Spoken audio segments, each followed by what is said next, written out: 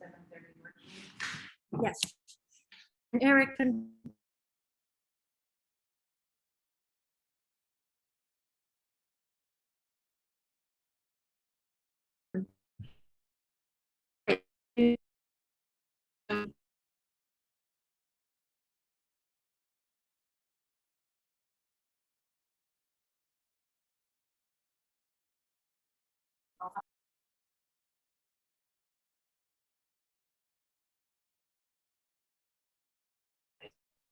Am I late?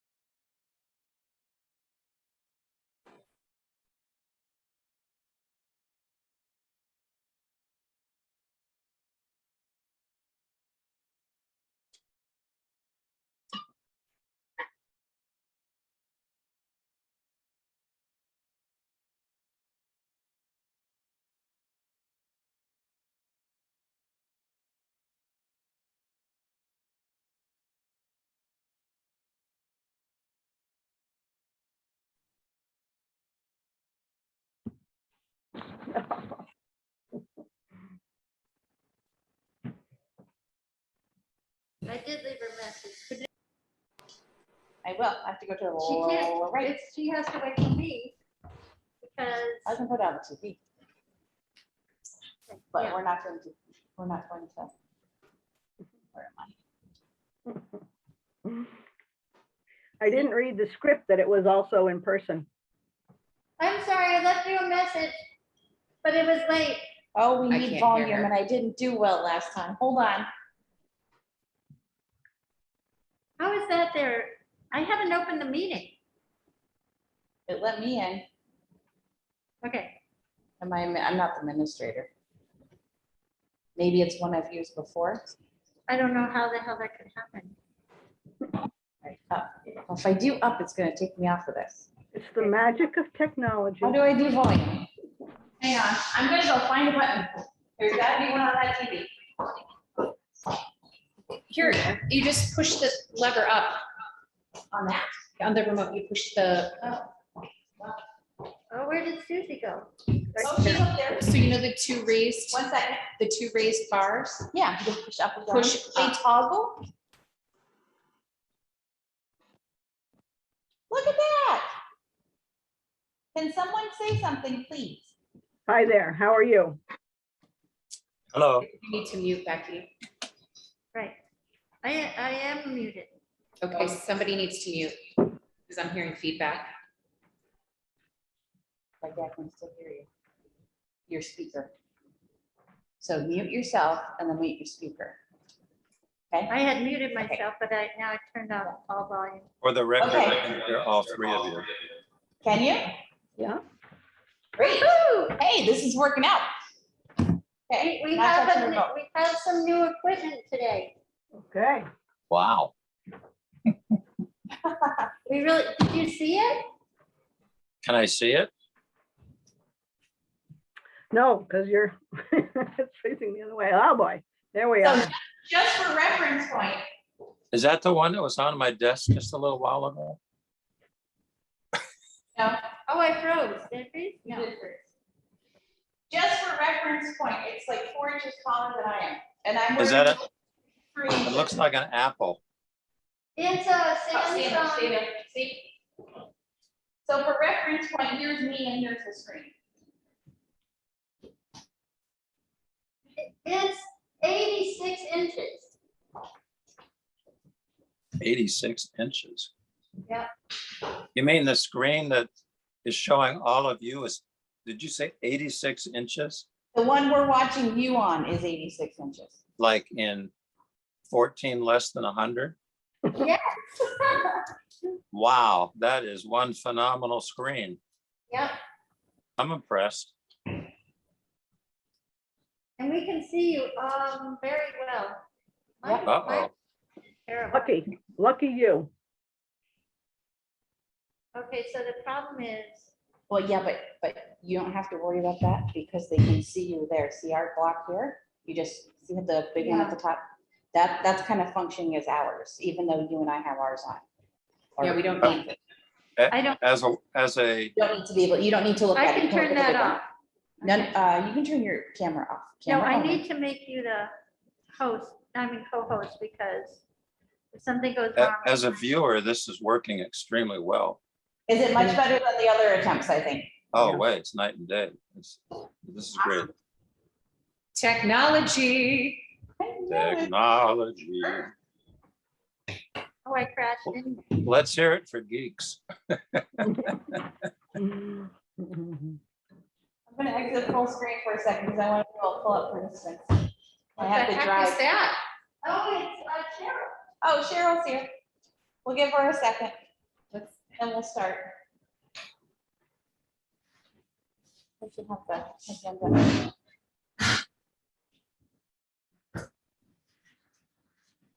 Oh, you don't like that chair? Oh, arms, sorry. Wasn't thinking. Wasn't thinking.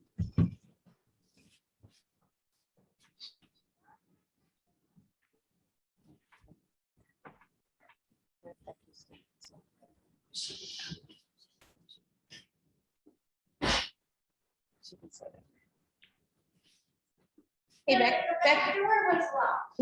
oh, really? I came in the back door. Becky, why don't you slide this way so Cheryl can sit there? Please. Just because of the way the camera is shifting. Do you want me to put my mask on? I'm fine. I'm not quite sure. It looks like I think you're, yeah, I'm showing on my, I don't know what's going on, because I'm showing on my computer again. you may have to shut it down again because all that stuff we did. You want to sit here, Cheryl? That'd be great. Am I going to be duct taped to my spine? No, you can take that off. We were experimenting with the equipment today. I see, Herb, you have a question. We haven't started the meeting yet. I have a question because I touched raise hand. I do not have a question. Okay. I can lower your hand for you. If, Good, no, do that. she hasn't made me the co-host yet. When she does, I can. Let's see if I can do it myself. One of those days. I think this is okay. Cheryl, can you talk to see if it picks you up? I can talk. Yep, Can it everybody does. hear? Okay, It does. I just want to make sure we haven't missed. I think we're missing Mary Jo. Melody and Mary Jo usually arrive together. But maybe they're not this time. Mary Jo is on her way. Okay, thank you.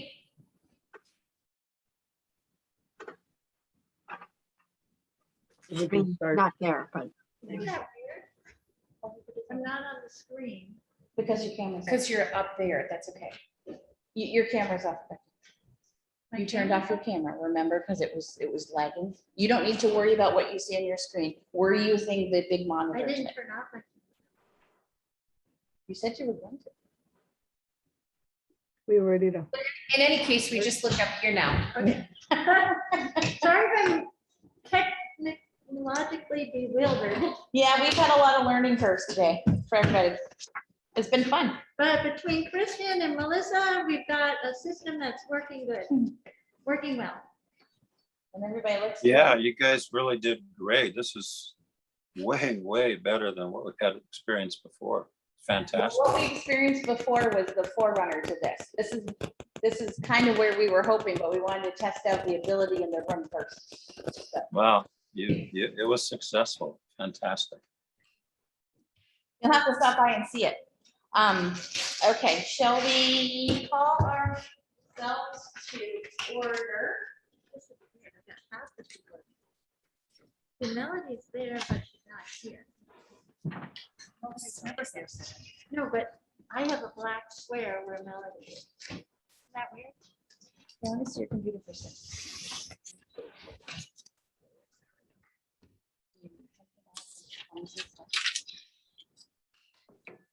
Excuse the bathroom.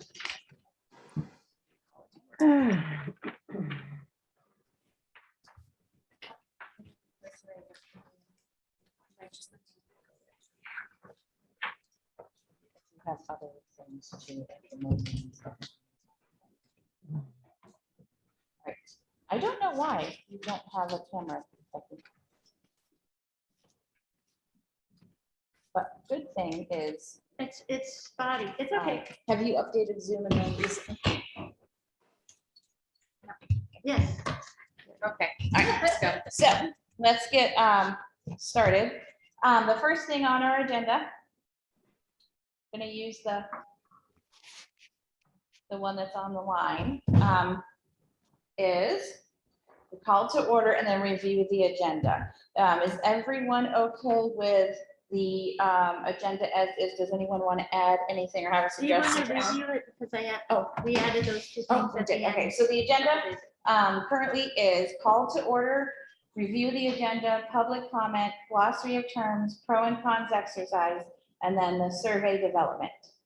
So we need to add minutes, approved minutes from previous. Okay, thank you. I never got minutes to look at. They were sent out a while ago. We can talk about it when we get to it. All right, and anybody have anything else that they'd like to add? Yes, could we, I guess at this point, is this a good point where we look at our meeting schedule for November and December to just see if it's conflicting with any holiday events or anything like that? I think we should do that toward the end. It's a better place, kind of as next steps and that sort of thing. But Well, thank you. It's not on the agenda. Do you have just other business on the agenda? We have any items maybe added to this agenda that were not anticipated? We hadn't anticipated going over the schedule. Yeah. That's kind of a housekeeping item. Okay, thanks, Mike. I've added that too. Anything else? Suggestions? No? All right. Let's move on to public comment. Does anyone here have public comment? Are we also going to do that later? Or is this the only opportunity? There may be options during, as the topics come up, we may allow public comment. I would like to, but I think I'd rather wait till towards the end, or maybe when it's a time it's appropriate. I can do it now, whatever works for you guys. Is it related to one of the agenda items? Or any of the agenda items? It's more in the nature of opinions and positive input. Say that one more time, I didn't catch it. It's more in the nature of opinions and positive input. Um, Why don't you, that sounds like Yeah. public comment. yeah, why don't you do it now? If you, yeah. Why don't I what? Go ahead. You can do it now. Well, I didn't finish, but I was trying to jot down some notes. One of the things I wanted to say was that, and this is my opinion, but sometimes you hear people asking about or making a statement that nothing happens in Shutesbury. Well, why do we need a police department? I think that one of the big reasons you have fewer issues than other areas, for example, is because of the fact that you have a local police department. And I don't think that's something you can measure particularly well by data. So I'm very much in support of a local police department. Can I respond to that? I know that's No, public. We don't- Number two, I think all community benefits can't be measured by dollars. I think, and I say this in particular with our current officer in charge, that the possibility of developing a positive view of police, particularly from young people, is almost an immeasurable thing, particularly in today's time of strife between what people imagine police are and the arguments that are coming up across the country. I think we have the potential for creating something in a community policing approach that would be absolutely fantastic for the community. And I think our current officer in charge would be, I think she's already proven herself quite capable of that. The third thing that I could remember at the moment was that I'm not sure how this developed, but I think this group should be a little cognizant of the fact that you're talking about the potential for eliminating a police department with current police department people. And I think in that process and the things that are said and the things that are discussed, one should be cognizant of the impact on our current police department. I think it's very difficult for local police personnel to hear some of these discussions about eliminating the police department. And I know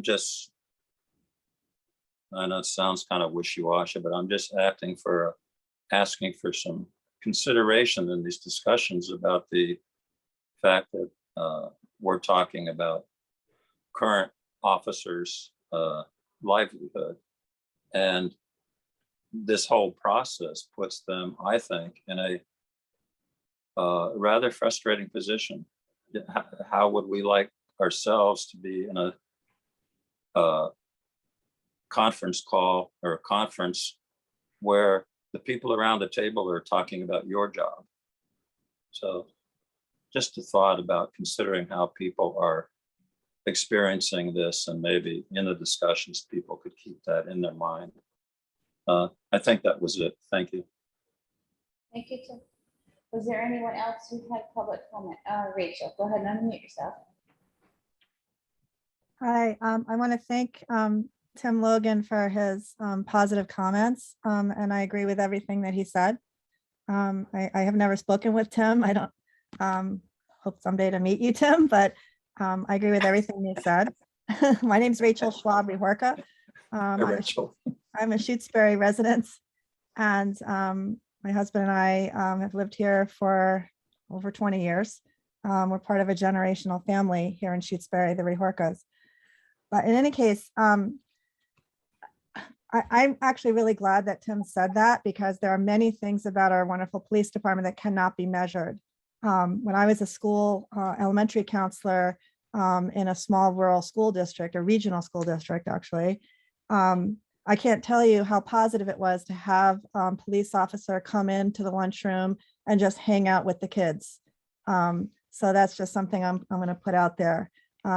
State police aren't going to do that. I share that as an anecdote because it happened all the time, and it was a very positive experience.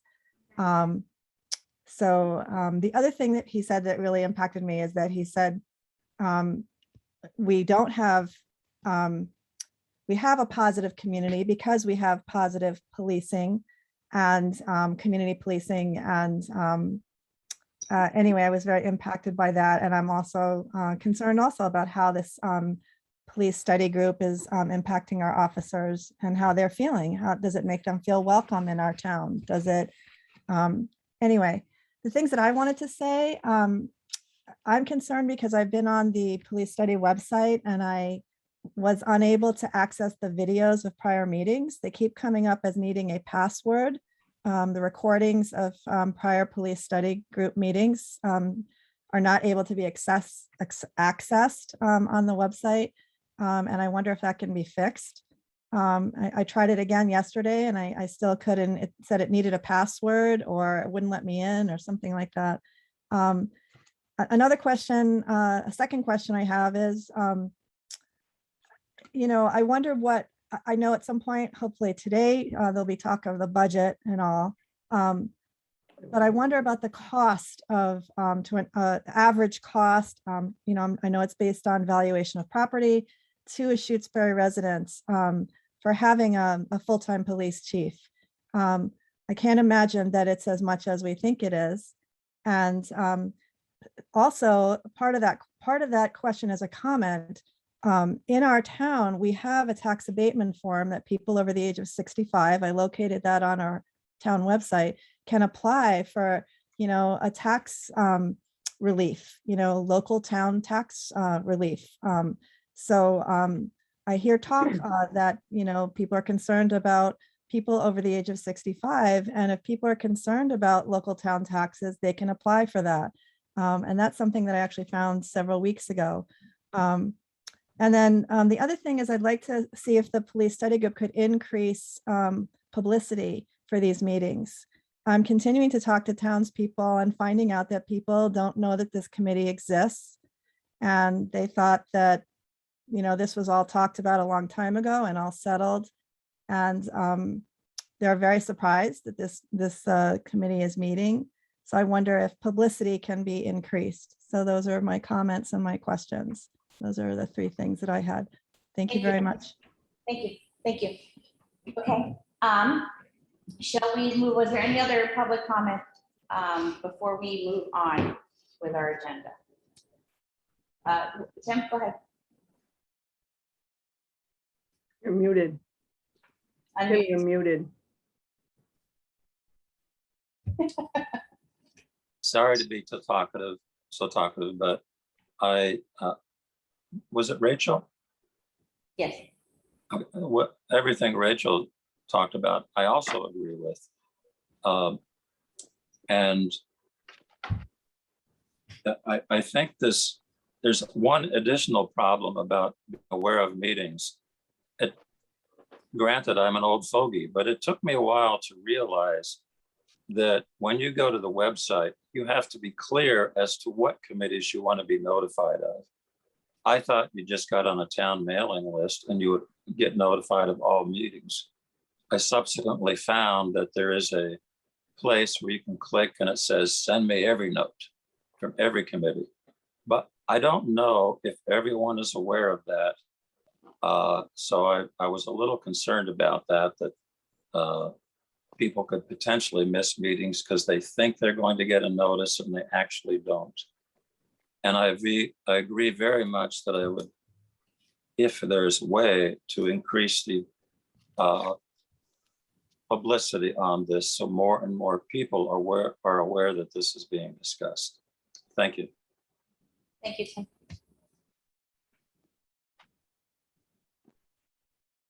Okay. All right. Why don't we move on with our agenda? And the next item is glossary of terms. I know I sent it to you guys yesterday. I had some personal issues with a laptop that I had to get resolved. Did everybody have a chance to look at it? I can also share the screen if that is something people would like to do. Yes. Yeah. Okay. I just have to say that it blows me away that you don't define full-time versus part-time by the number of hours people work. Really? Yeah. I put on the bottom. There's just the a glossary of very terms. clear statutory reason for that and how they do it. Let me Oh, I'm just sure get there's a to it. statutory reason. I still think it's Well, it's Very- changing. Yeah, it's changing. So that's one thing that I know so as I'm bringing it up, that was one thing. Oh, this one. Hold on one moment. I will find my desktop. When we started some of these discussions with the select board, one of the things I hear part-time and I'd think, oh, that's part-time hours, but it was actually part-time police academy. Hours didn't matter. Number of hours didn't matter. So it's not the number of hours of employment. It's the part-time police academy versus full-time police academy. When we started talking about it, select board, and that was something that always confused me. That's why I added it to the list just to be defined. Because I kept having to remind myself. Michael has his hand up. Go ahead, Mike. I'm just bringing this up on the street. Go ahead. You can talk while I'm locating. So on the Shutesbury Police Department website, then when it lists the officers and it lists full-time or part-time, is that an indication of their completion of which academy? Or is that what they're, what sort of time they're putting in at Shutesbury? It's an indication of both, Michael. Oops, wrong screen. Um, Go ahead, keep talking.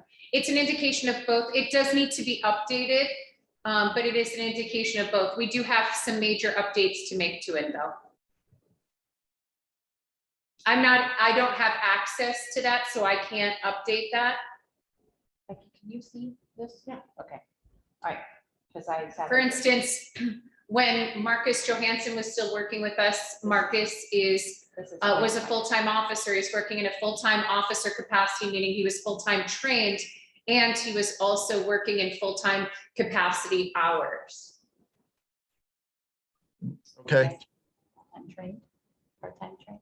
Yeah, that's a good. I think that would be helpful, It's a draft, so we can change that. And then but that's going to be changing very quickly, I think. Well, how is it going to change? that's the whole thing post is about, is removing part-time trained officers as a category in Massachusetts. So they're moving to be any kind of police officer in Massachusetts. They're moving towards, in the next 3 years, all have full-time training. And the Bridge Academy is taking part-time trained people and moving them to full.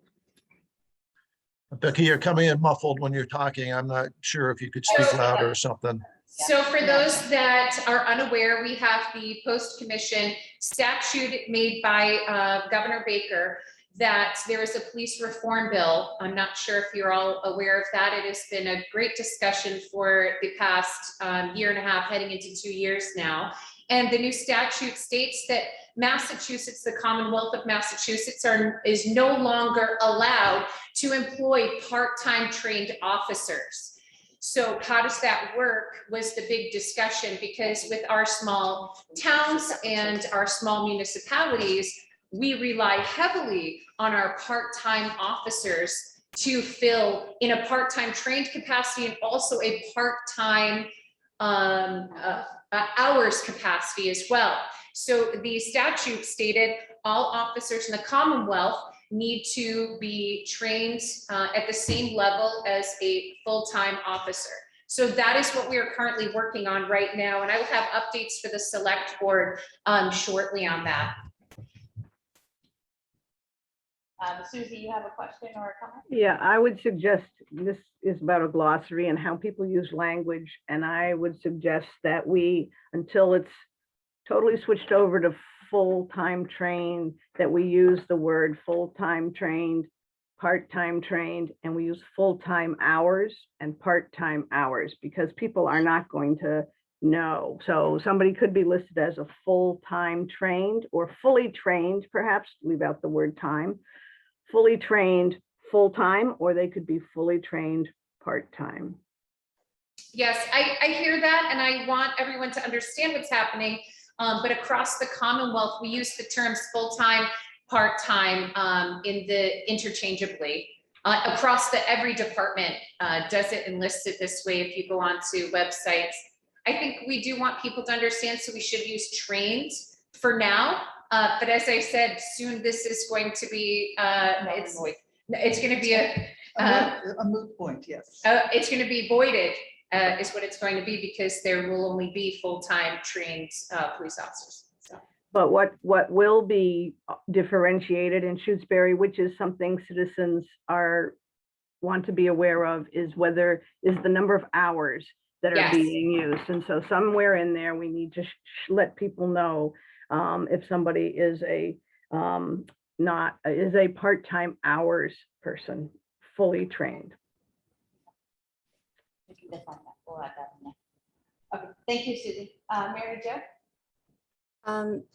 So I was actually wondering, and this is just sort of informational question. Is there any kind of other sharing of resources across towns that has been done or considered that's not included in our glossary of terms? So for example, are there efficiencies possible in terms of sharing of officers or sharing of physical resources or sharing of administrative resources? Have towns looked into that anyone's aware? Well, first, let me speak, Mary Jo, to sharing of officers. We have mutual aid agreements, but we can't just share officers at random, as, okay, I'm gonna have Officer Boudry go work in New Salem now because, there's no one in New Salem if she's not sworn in New Salem. Each officer needs to be sworn to each department that they work for. We do mutual aid, we do assist other agencies and things like that, but we can't just share officers at will. Do officers ever share to, are officers ever sworn to more than one town? Yes, in fact, Taylor Boudry is sworn to New Salem. In fact, so am I. And now we have Zachary Warner, who is a New Salem officer. Zachary Warner is now going to be sworn here in Shutesbury to assist us.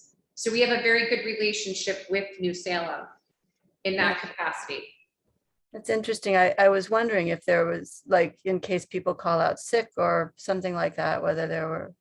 Well, if people call out sick, we have to utilize from our roster of sworn officers. And if I don't have enough officers, then we don't have a supply to the town.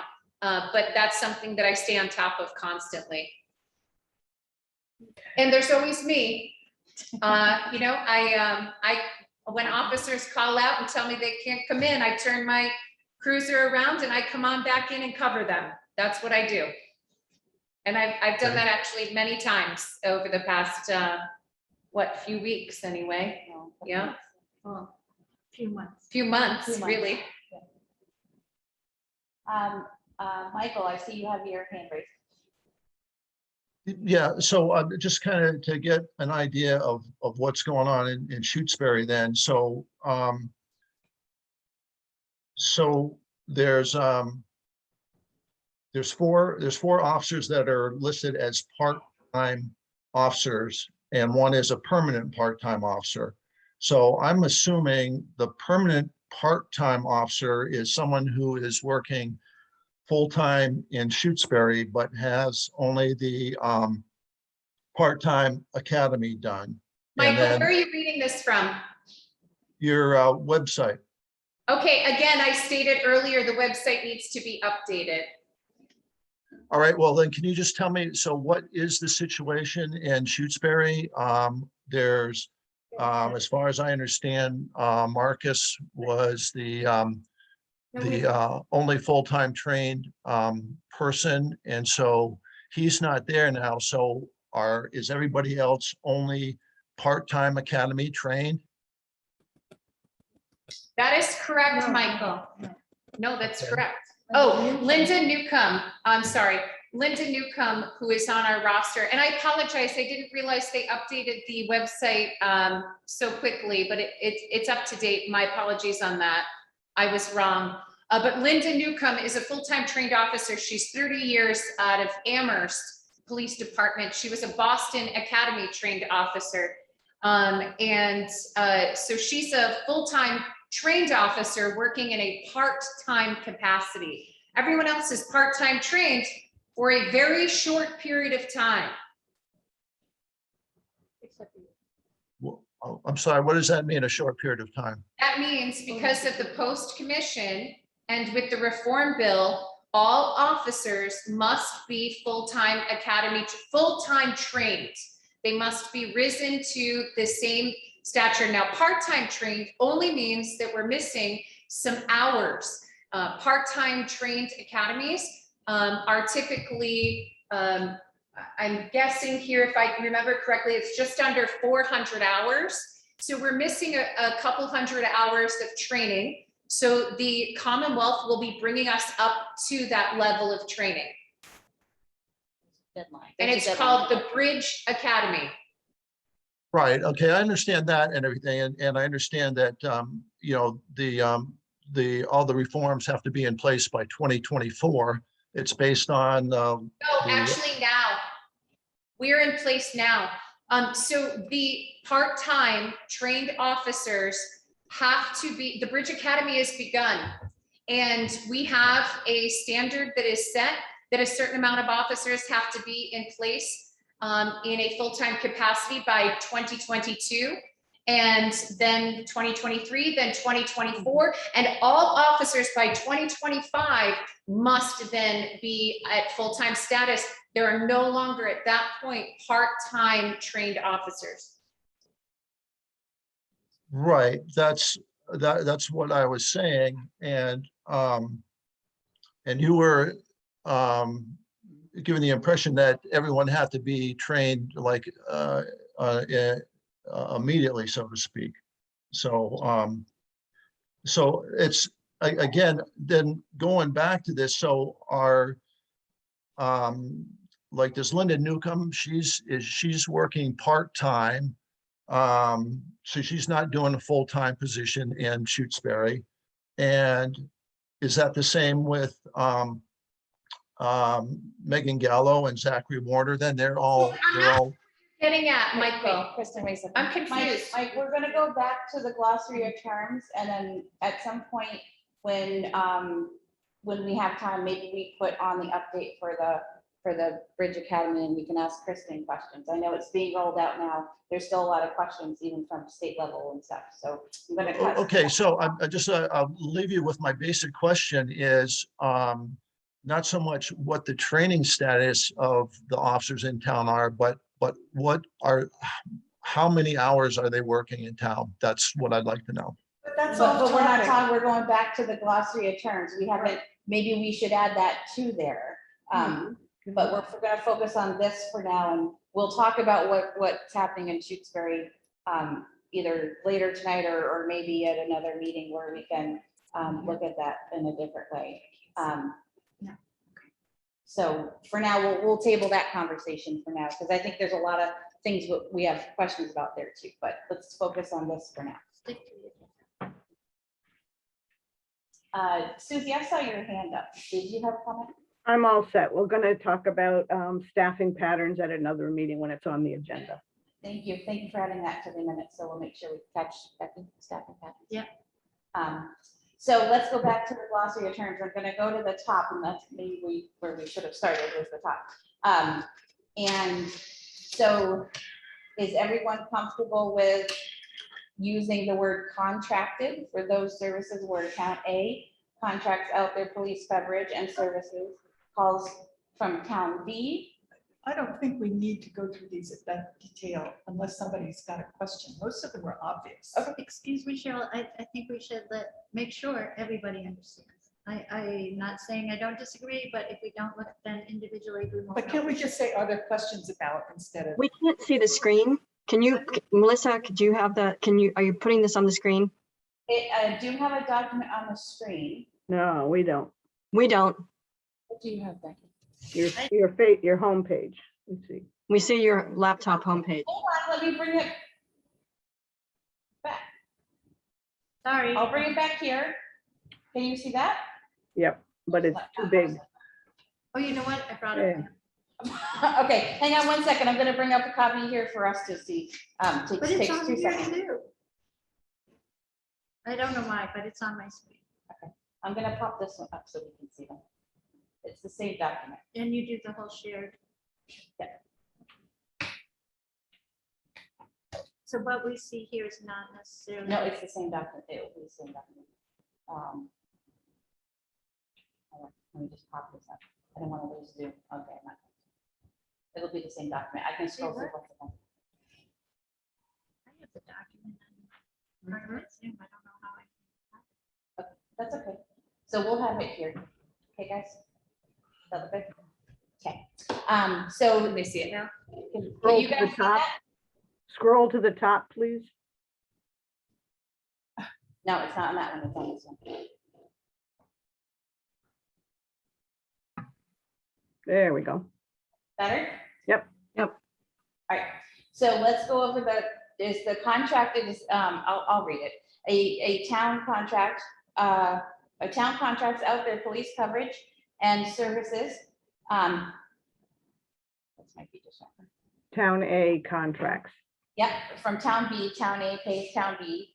a pay for service basis on, basis through a contract or invoice options. Of course, that would be determined in a federal, in an agreement.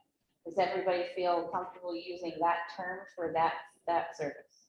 I guess I was confused because I thought in our last meeting, we said that Leverett has that arrangement, a contracted services arrangement with Wendell. Is that, am I mistaken? No, that's true.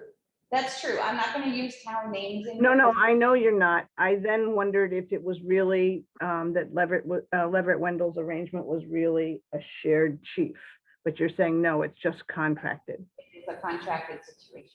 Okay, thanks. They contract for a certain amount of services and then there's an a la carte thing.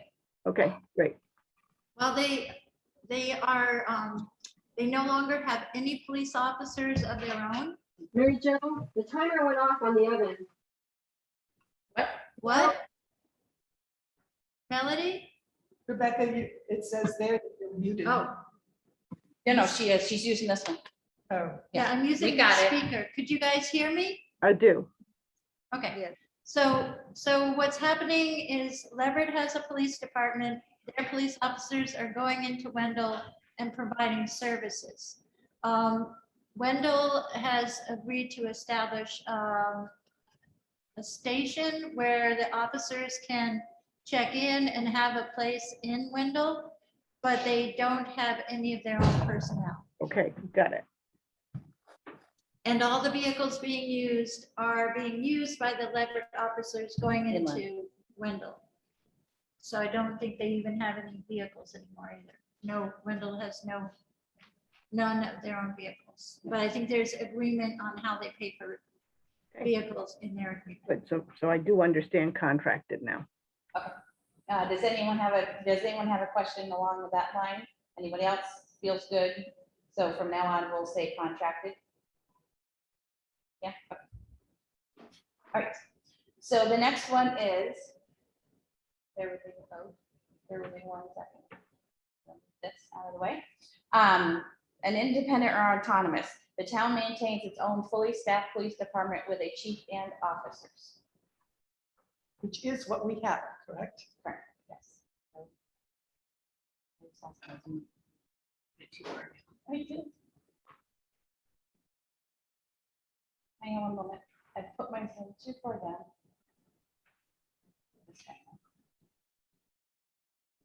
This is way more trouble than it's worth. No, it's not. I think this is great. Just I do. It's fantastic. figure this out.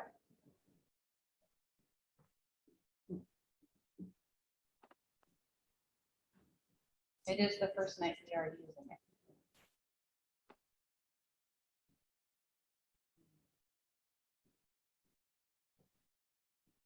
Can everybody see that yet? They can see, I'm just trying to, No, I I can't. gotta see get it. my Zoom back. No, we can't see. Yeah, I know, can't I see. moved it. I have to get my Zoom back. I put it down too far. There we go. There it is. Yeah, it's- I can't.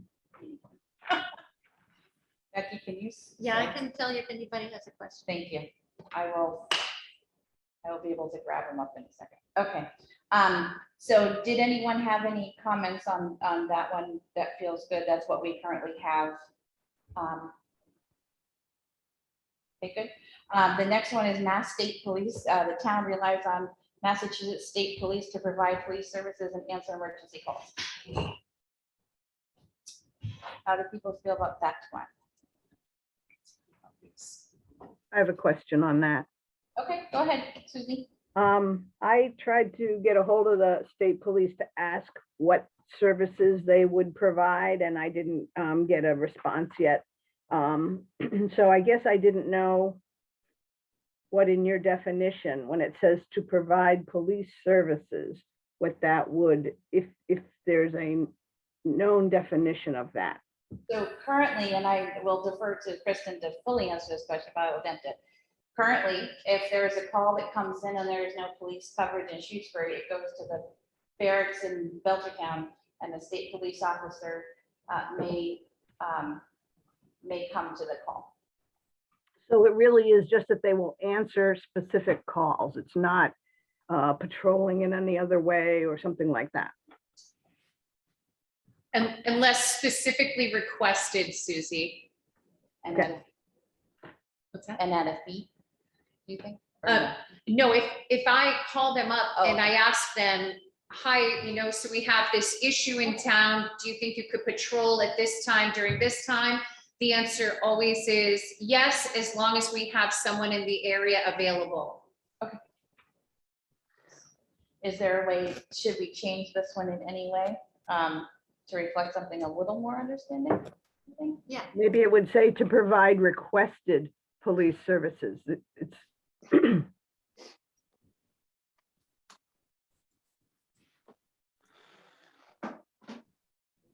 you're on the, yeah, there we go. Yeah, sorry.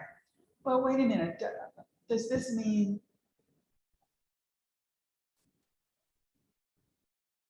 Is it different if you have your own police department and then you request services occasionally? Or you have no police department and you expect the state police to respond to you're your calls? required to have a police department.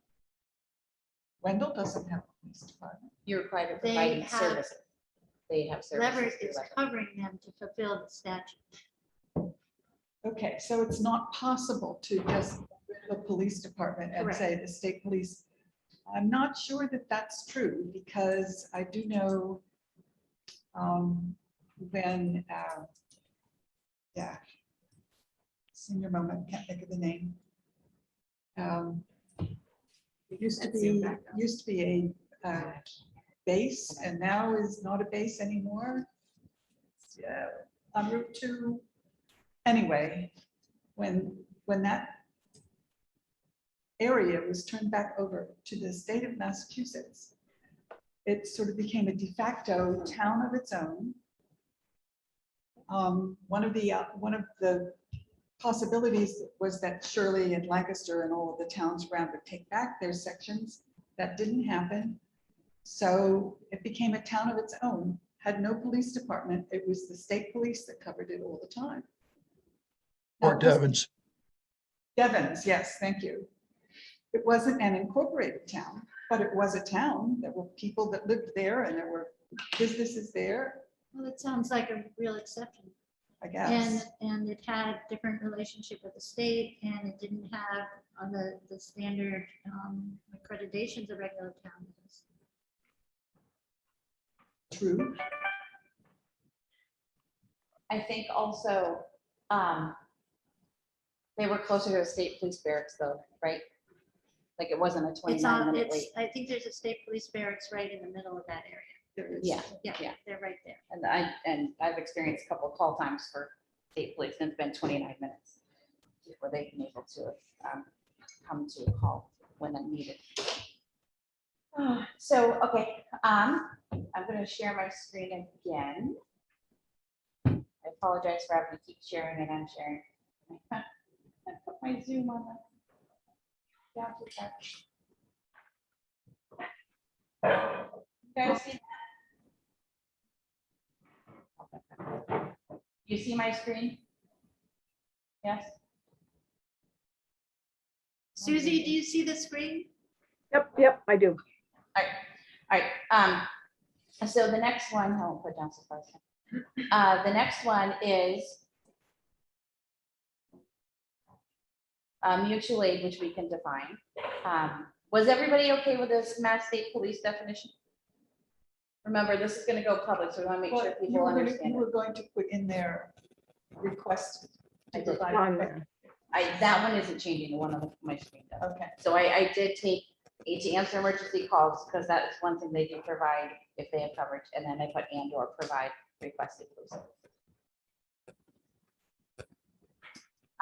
Regionalization, town A and town B, and then sometimes we might have an additional town, C, merge entirely into one police department to cover town A and B. Financials are assessed based on a formula percentage determined by a contract. How do people feel about that one? Susie? I was reading the Novak study and it also made clear that region becomes an entity. So all the logos, all the equipment, all the insurance is now connected to one entity. You know, so that affects the way people in those towns see it. So it becomes its own entity. But they're not. They are. We're not here because I have a static one up for us. Ah, Remember, I can't bring up two documents at the same. Okay, becomes an entity.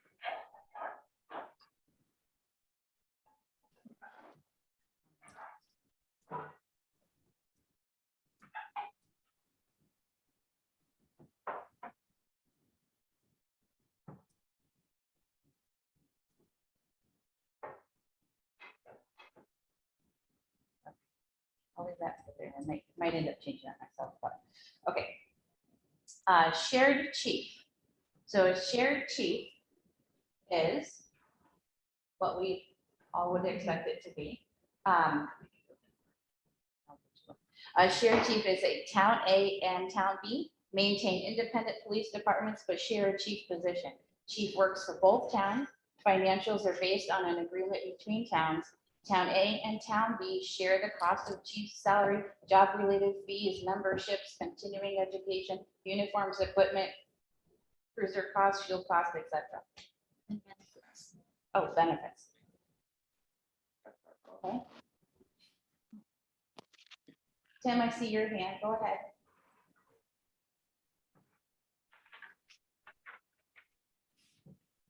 You're muted. I know I'm not a member of the committee, so I hope it's okay to raise my hand like this. I think I have a question about the shared chief. When it comes to the point where that chief or somebody feels like they deserve a raise, what is the process for both towns agreeing on that increase? I think that personally, I would think that it would be something you would hash out. It would be, you could either write it into a contract so that there's a, a 2.5% raise every year, or there's discussions and includes both towns to discuss that. But that's just my thought, my opinion. Becky, And then, well, I guess I just want to sow the seed of thought about getting that approval from two different towns, maybe a potentially, I don't know, but potentially a little bit of a challenge because each town has their own budget and their own thought process. So now you have two administrations that have to agree on something relating to one position. and I think if you're paying a half of a salary, you could raise that half if you wanted to, right? One town could. You could what? You could, that town could raise what they pay that chief. I just want to jump in and say that when we've looked at shared chief models in other places, typically there's either the select board members, one or two of them form a committee with the town that they're sharing with, or a committee is formed that would handle like the negotiations for a new contract for that chief. So you'd have representation with both towns that interface with the chief. So it's not just, you work together, you create like a management team that develops policy and works with the chief regarding the shared responsibilities. Thank you. Mike, I see. Thank you, Tim. Yeah, I hope we're done with that right now. That was beyond what we're trying to do. We're coming up with definitions of terms that would be more appropriate for the pros and cons section of the meeting. So I'd just like to see us continue to move forward expeditiously on this. Did I see your hand too? No? Okay. All right. And then I think we already talked about the two police officers, the full-time and part-time training officers. And then employment hours, we can define those too. I might talk to you about that. A different part. Okay. Make sure we get that solidly All right, and then mutual aid. All right, without mutual aid and without deployment hours, how do people feel about this particular document? It's fine. Yes. Okay. Yeah. Okay. I'll save it. I actually have a question. I'm wondering what we're planning to do with this document. This is, so we were having, one of the things that I noticed, and we were all talking about different things, different ways. So some were talking about the contract is pay for service, others shared and regionalized. We needed some way to hone those so that when someone says regionalization, it means what's here. Or someone says contract, it means what's here. So that we're not, as we do our work, we're all on the same page as far as what we're calling different things. Does that make sense? And then because this is part of our meeting, it will be open to the public to see. Okay, thanks. That's helpful. I was actually thinking about this in terms of our process. And you know, when you said it would go public, I'm assuming that we're not making any decisions about this right now. We're just speaking the same language, right? Yes, to make sure that we all are on the same page, all on the same language. Okay. All right, I will save that, and I'm going to unshare so that we can see everybody again. I'll send it out too, and we'll put it on the next agenda too for those last. All right, next item is the pros and cons of each of those terms. It's just a quick exercise where we just write down quickly off the top of our head without thinking too in-depthly what the pros and cons of each one of those are. In what context? Whatever context comes to mind. So when you think of contracted, so just off the top of your head, does not have to be well thought out. Just shoot out words or a phrase or something. And it's just to get ideas down on paper and to see, just to inform us of what we're all thinking and where this might fit into our study group, because these different options were things we were going to charge with looking at. Oh, I see. Yeah. Okay. That's the context. That's the context, yeah. It's part of what we were charged to do. So let's see, I gotta bring my thing back up. Quick. I'm gonna put this, I don't think we need to see it. We can pull ours up. okay, Yeah. So let's I'm just looking leave at the mine. big, let's just leave the picture of everybody then, and we'll just bring our own up. How's that? Is that good? Perfect. I have mine here. too, if Yeah. you wanna look at okay. it. So thinking about real quick about the contracted, pros and cons for that. Probably cheaper. Is that a pro or a con? Can you read the definition again? Yeah, so the contracted ones is where town A contracts their police coverage and services with town B. Pay for service or some sort of contract and enforcing, right? So we don't have our own police department. Town A doesn't have their own police department. Town B supplies all the police services. Okay, I think maybe we don't need to necessarily raise our hand, but you can just toss out the thoughts. Oh, go ahead, Tim. I had some thoughts. They're probably a little bit more general and that could be used on a number of these. So I'll list these on that first one and then assume that they apply to some of the other definitions. Okay. When I first talked, I listed some benefits of local police that are not necessarily quantifiable in terms of dollars. I wanted to add to that, and these are all in support of local community police and not highly in favor of, for example, contracted, et cetera. Okay.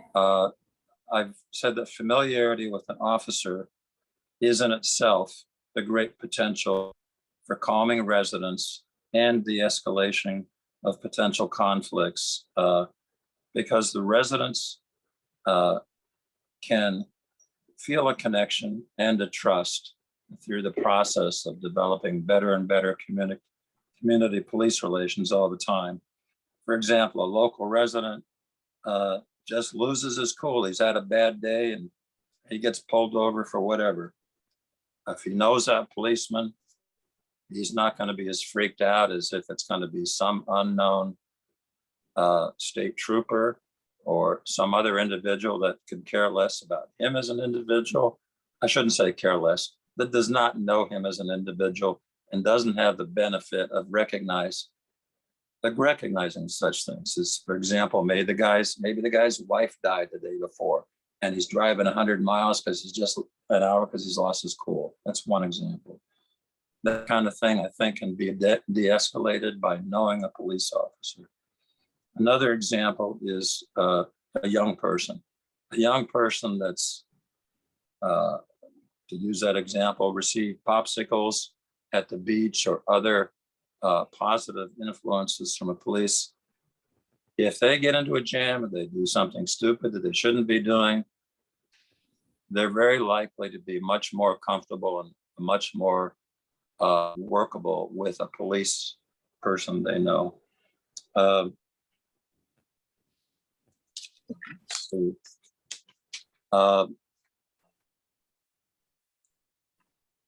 Do you mind, Tim? I if said, Wait, Do you mind if just I? two more and I'll shut up.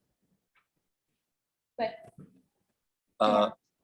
If, again, these are opinions, if state police are needed for support, I suspect that a call from a local police person, local police officer may possibly be more efficient and clear because that local police officer has a very good chance of knowing the individuals involved and what's going on. And again, that in itself can be a calming influence.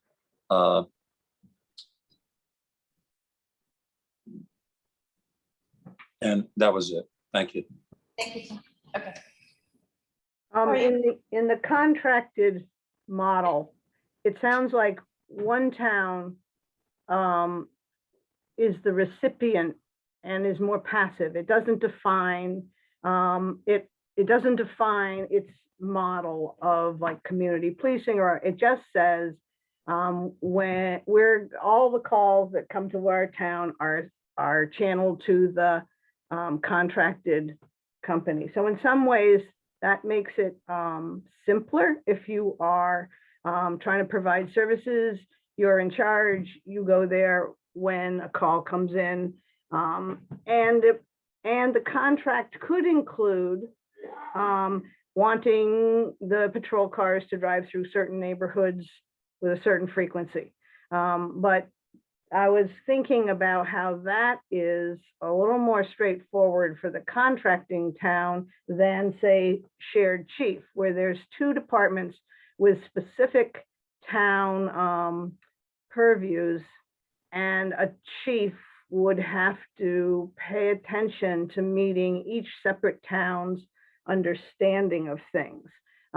So it's curious to me if Leverett and Wendell are doing this, what Wendell's perspective in terms of what they gave up to turn it into a fee for service, and also what Leverett had to take into account for, we are providing a service now and who gets to define those terms. So so just in terms of comparing two for pros and cons, it looked to me like contracted was more straightforward, and that shared would involve more negotiations with two separate entities to produce a mission for the chief. Is that a pro or a con? I'm just saying that those are perspectives on what happens. I both have administrative responsibilities, but it occurred to me that the administration of a contracted service might be more straightforward than the administration of shared chiefness. I think that we would compromise accountability potentially. I mean, maybe not, but I think we could potentially compromise accountability, transparency, and response time. I think that one problem that people might have is, especially if we were on the purchasing end, is that the police would not be accountable in the same way to our select board. And our select board would not be responsible for hiring and making a decision about the character and priorities of the police chief. And to me, that would potentially be a pretty big loss. So I guess I'm not saying who are the operants in it, because that choice would be later. It's just looking at the roles of them. So yeah, I guess in my thinking about this, I was never saying, oh, what if Shutesbury was the passive partner? What would that look like? It was just what happens when you have contracted services. I do think that I'm gonna contracted say- services would add advantage the active partner, the town that was providing the services. It could potentially give that town some income, and they would still have the same level of transparency, accountability, response time. I think that the town that was purchasing the services might possibly compromise in those areas. So I'm going to say that in response to response time, for example, town, what did we say? Town B is the one who holds the contract. Okay, so let's just, I'm confused with A and B right now, but town A is the main police department. Town B in this scenario that I'm stating is the contracted town. Response time.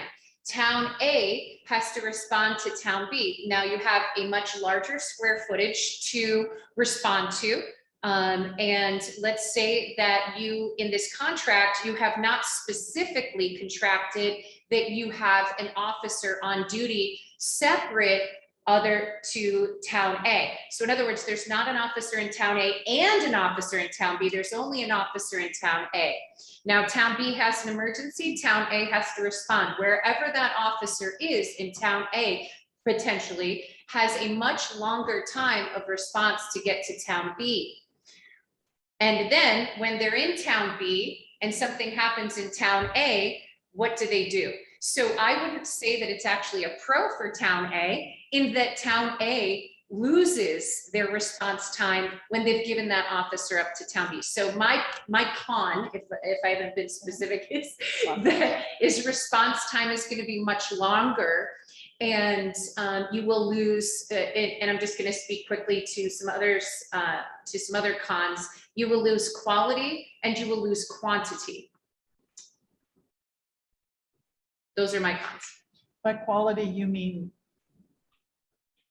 Quality of police work. Services. Quality of services, quality of police work in general. So if town A is over in town B doing some community policing, well, town A is not getting that attention. I look at it as almost two children in the house. If one is acting up, the other one's not getting any attention and sacrifices that attention. And you have to play this juggling act. So that's my con. Doesn't, Susie, hold on one second. Does anybody else have pros and cons they want to give out at the moment for contracted? Mike, oh, go ahead, Susie. I guess I don't feel that I understand the model of contracted services. I would have imagined that if you are contracting to take care of another town, you're going to end up with more staff because you are covering a bigger area with more likely calls. You might be able to reduce the staff so it's not the sum of A and B. It might be less than that, but that as a responsibility of the contract, the chief would have to have enough people available in general to respond to two towns. And the town that is doing, that's asking for the services gets to define the level and kind of services. They might say, we're not doing community policing, we only want you to respond to certain emergency calls. So, but I guess that's trying to understand what we are talking about in a contracted services model. I guess I was speaking to the model that is our neighbor and what I witness on a daily basis. So that's, you know, kind of what I was just sort of speaking to. And Susie, I don't think that you're very far off from what in your comments from what Kristen just said. Because I'm feeling like you're also talking about the quantity and making sure that that's there through a contract and that the quality is there too. So I think you both are on the same page. Kind of, right? Did you? I thought that her comments were leading to those in the same. Yes, yes. Yeah, I think you guys are on the same page. Michael. Yeah, I think there's a little bit of a problem with this exercise in the fact that we don't really understand what, in this case, the contracted service, we don't know what the contract is. I attended the meeting at Leverett earlier this month where they had an information session about the Leverett Wendell model. And there's very specific things that are in the contract that Leverett is providing for Wendell. And there's things that Wendell has asked Leverett to provide for them. And until you know what you're asking for or what you're interested in, trying to figure out the pros and cons of it really is very difficult. So, you know, I think this is fine just off the top of our heads to list what we think are pros and cons, but when it comes to the reality of determining, you know, if one model is better than the other, it's going to take a lot more research looking into exactly what that's going to mean for Shutesbury. for sure. I definitely wasn't stating that we should come up with a model. I think that this is helpful because now we're coming up with some questions about what each area definitely needs and what potentially could be asked further in future discussions. Which was part of the reason for the exercise was to help us focus on when we do start talking about these models, what we'll have to, if we do get there, what we'll have to you know, research and think about. And it's just to get it on the paper now, see where our research goes as we go on. Susie? I think that it would, a contracted model would increase the amount of administration involved because it's shifting it all to one contract. And so the increase in administration could be taken care of by, say, an administrator, or it could be taken care of by the chief. And if it is taken care of by the chief, and the increase would be personnel records, scheduling, benefits, training, all that would be paying attention to more staff than just one town's department. And I did notice that What you're talking about now would be shared, because contracted, you would rely on that other department or chief to handle all that and just assess a fee to Shutesbury. There wouldn't be anything, and, you know, put some stuff in the contract, but you would be handing the control over to another chief to decide within that contract and some parameters, how to do that. So that's essentially what Wendell has done, is they said, this is what we like for services. We're asking you to provide them. We'll pay you that fee.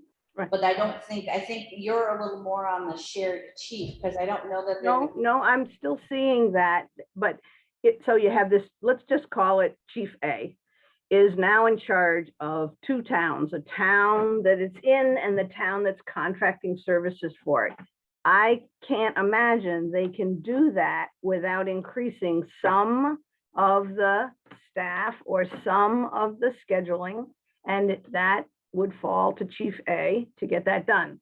And in Sunderland and Deerfield, both departments had an administrative person involved. So I thought, oh yeah, that's because of the argument saying you have a qualified chief, they shouldn't be just stuck in an office shuffling a lot of papers. And it does appear that there's a lot of bureaucracy. All of the studies talk about the increased administration. So when you increase your area by contract, I can't imagine that you're not increasing the workload. And if you do that, some of the workload is administrative. And so I would believe that that means whoever does the administration is less likely to be in a patrol car. So I completely agree on that. Yeah, Completely. and I think what I was misunderstanding, Susie, I think you're saying increase administrative to the town that's providing the service. Yeah. To town be, okay. Right. I was misunderstanding it. Thank you. All right. I saw Rachel's hand physically up there. Go ahead, Rachel. And then we'll move on to the next one. Unmute. Hi, I just wanted to share that I'm concerned in terms of pros and cons of either going to a shared chief or a contracted chief. And I will share my experience very quickly with you. As an elementary counselor working in a regional school system, we had elementary schools covered by shared principals. It was extremely difficult. What we lost was leadership. So he was in the building, he ran a few meetings, he ran to another building, and then he ran to another building. And I will tell you that that is not a way to get leadership. And to have a true community policing program where the town feels that there's a leader in that town who is there for them and who is aware of people and knows their names, you're going to lose all of that with a person who is either contracted or shared. And I experienced it as a counselor because for a while I was running from school to school and I was being told to do a developmental guidance program, which was impossible. I was really putting out fires. I was doing response services. I wasn't doing prevention and I wasn't doing community guidance. Do you know what I mean? And once I finally got my own school, my entire community guidance program and developmental guidance program school-wide program blossomed. And I was doing monthly character themes and the whole school got involved with all kinds of programs that I was doing. So you're going to lose that if you go to either that's my concern about going to a shared chief or the negative side of that or a contracted chief. You will lose that. There's no way to keep that going. And also I have a real concern in terms of a negative side of this, of high turnover. I worry about a shared chief or a contracted chief. How would we keep that person? Who's to say that, oh, they didn't see a full-time job somewhere else and they're gone, you know? So I have a concern about continuity of leadership. So thank you very much. Thank you.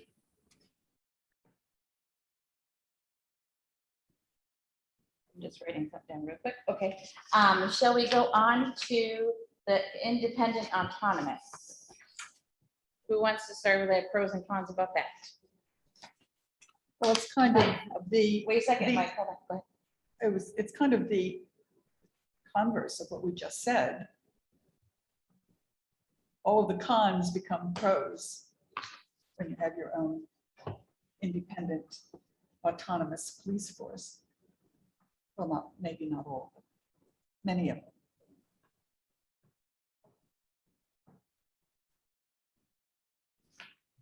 Okay. Mike still has his Mike. hand up. He's muted though. Mike, You're muted. unmute. That's why we missed you last time. So I've got a whole list of pros and cons for each of these. And, do you want me to go through them or do you want me to send them to you or are we, You are can, we, can you put him up on the screen? Can you put it up on the screen?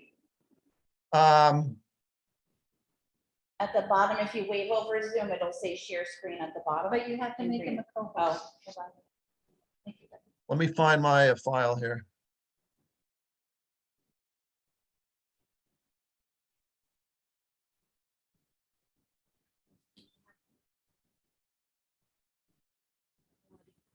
All right, you want to, so what do Hold on one second.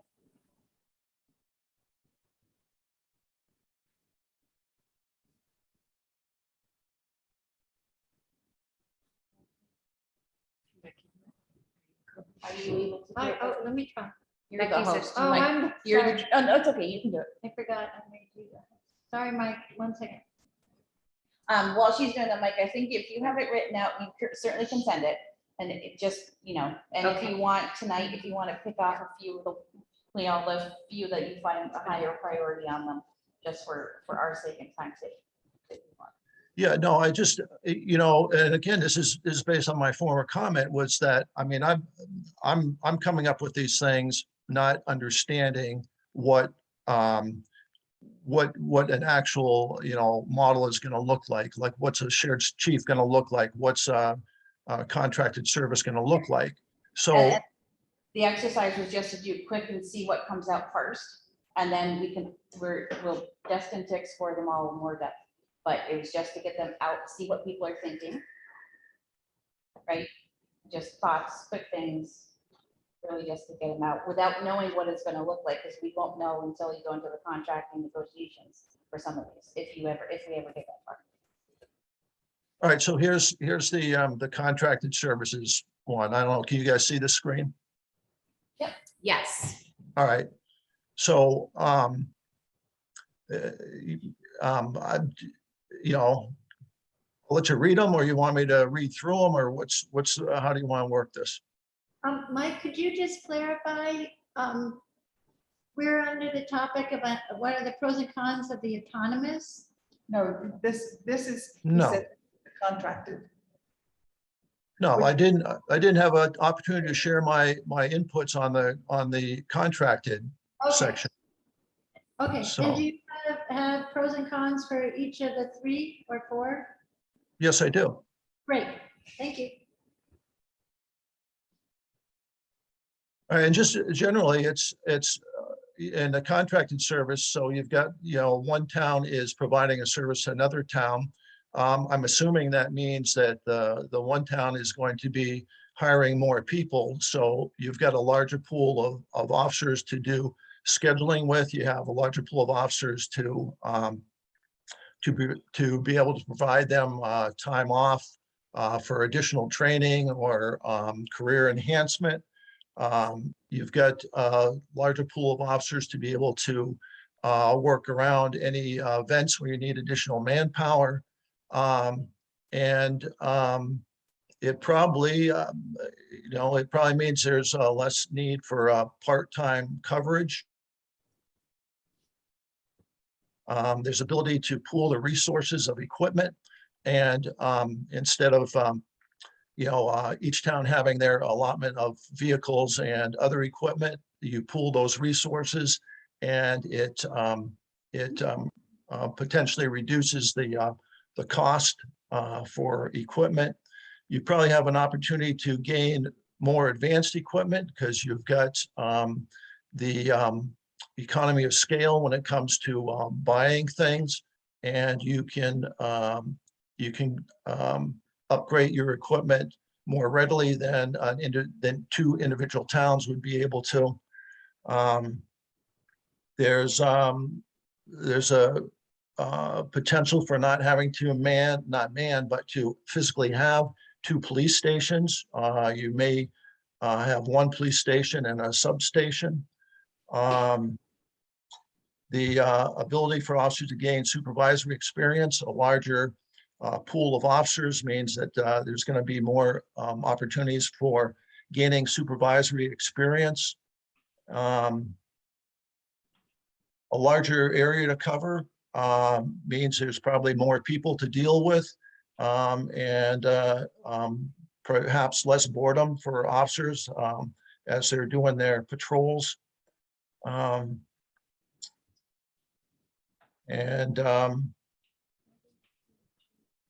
You know, prevents duplication of efforts.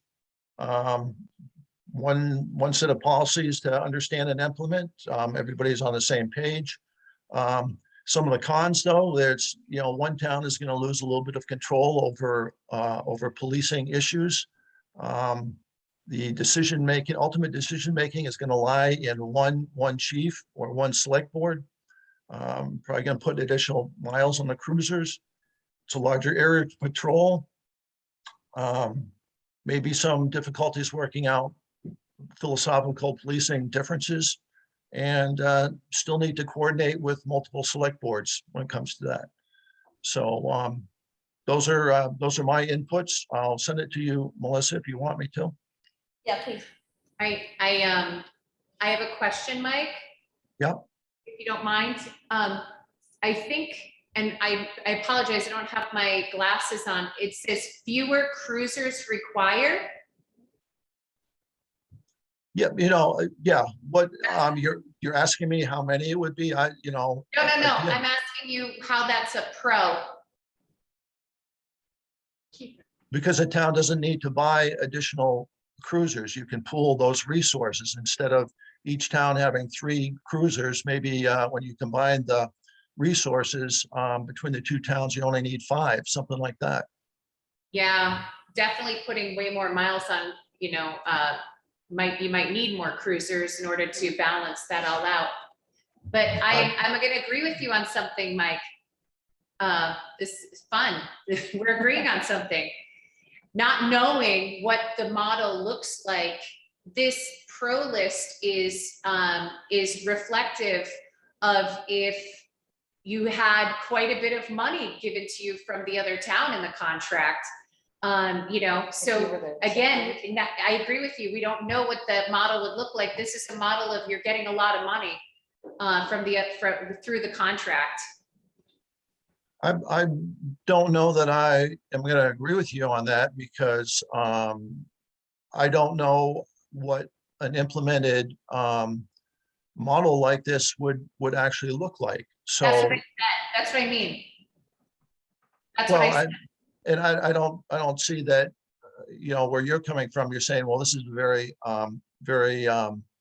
expensive, point of view or whatever. To put on more officers, to clothe more officers, to tool more officers, to train more officers, that all costs a great deal of money.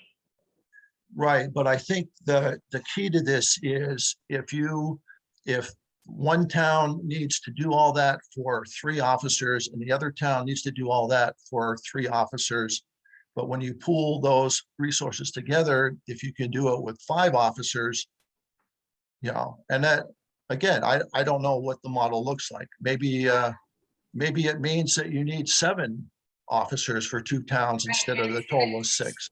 7 officers cost more money. So that means if I were a business person and I were taking on somebody else's business, I clean tables for a living and I'm taking on another table cleaning business, and I'm going to provide them services to clean their tables, and I need more people to work to clean those tables and also get my tables cleaned, then we're definitely going to need some more money. So I'm going to tell that company, well, you better give me some more money then so I can train these people, hire these people, give them the tools they need.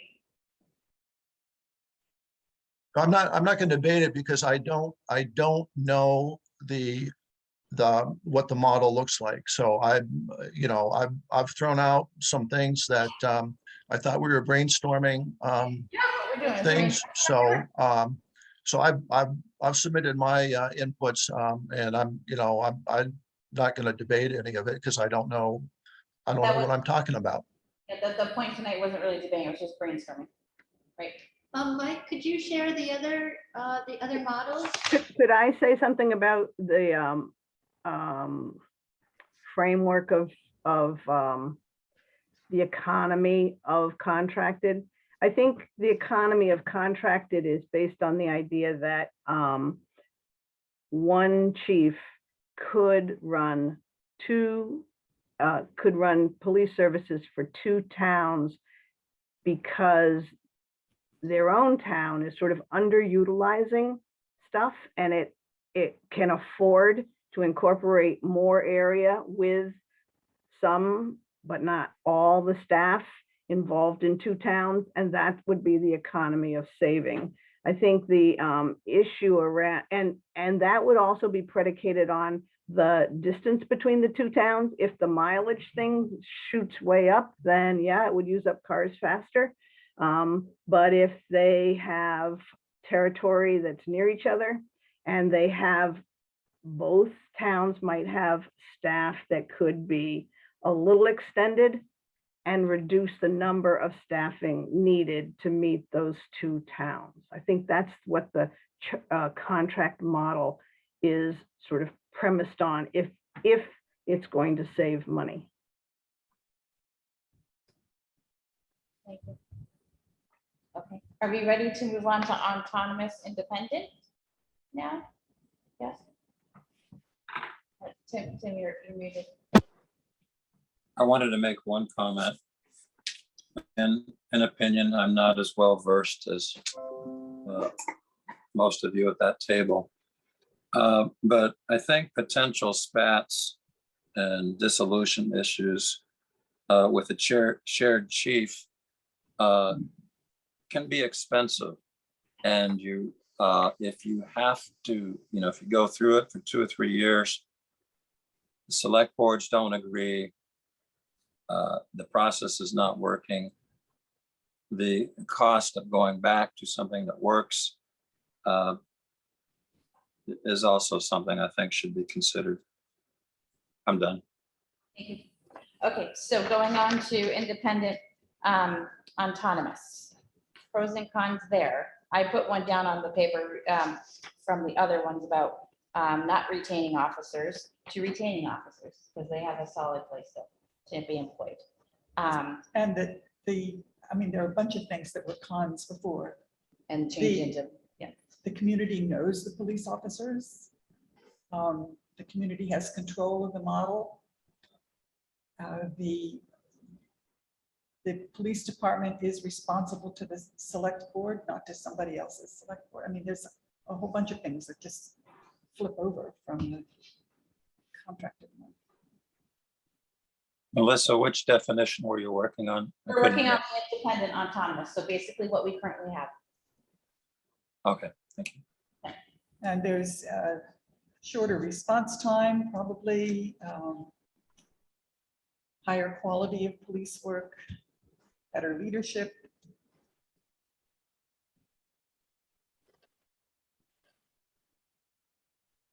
Anyone else want to?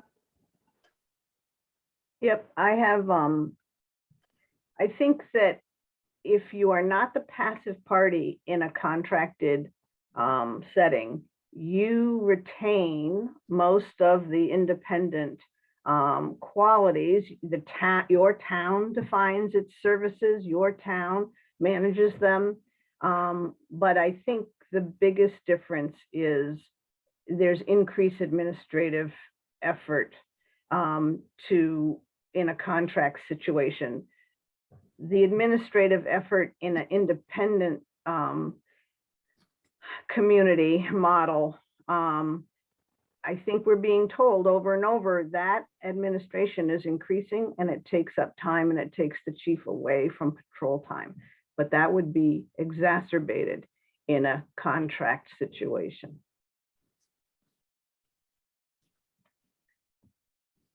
So does that make it a con for, where is it a con and where is it a pro? I'm just trying to put the pieces up on the wall. So I'm trying to say that there's in some ways not a lot different between contracted and independent. If you want to be the active town, you would in a contracted one, you get to retain all of your understandings. The thing that would change is that the chief would be dealing with administration of a greater number of people, more scheduling, more administration. I think, aren't we looking at it as We're not comparing them, we're just looking at it individually. yeah, and So, aren't we looking at it as if we would be the town contracting to another town? No, not necessarily. Could be either way. Either way. Okay.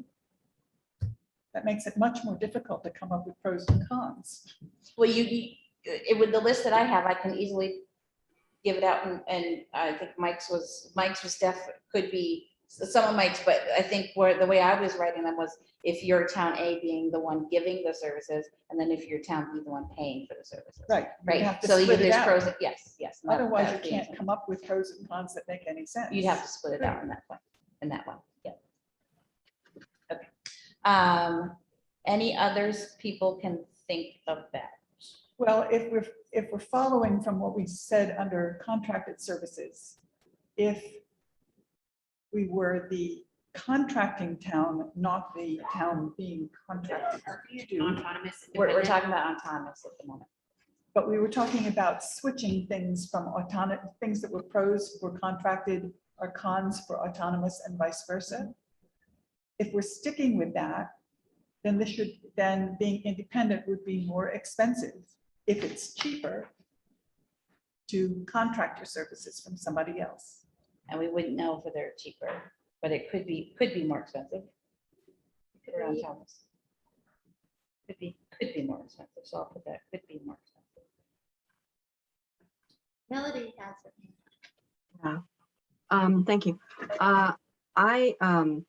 I guess I think depending on your view on this, it could be a pro or a con. I see it as a pro, but I think the independent autonomous model actually lends itself toward what we understand to be community policing.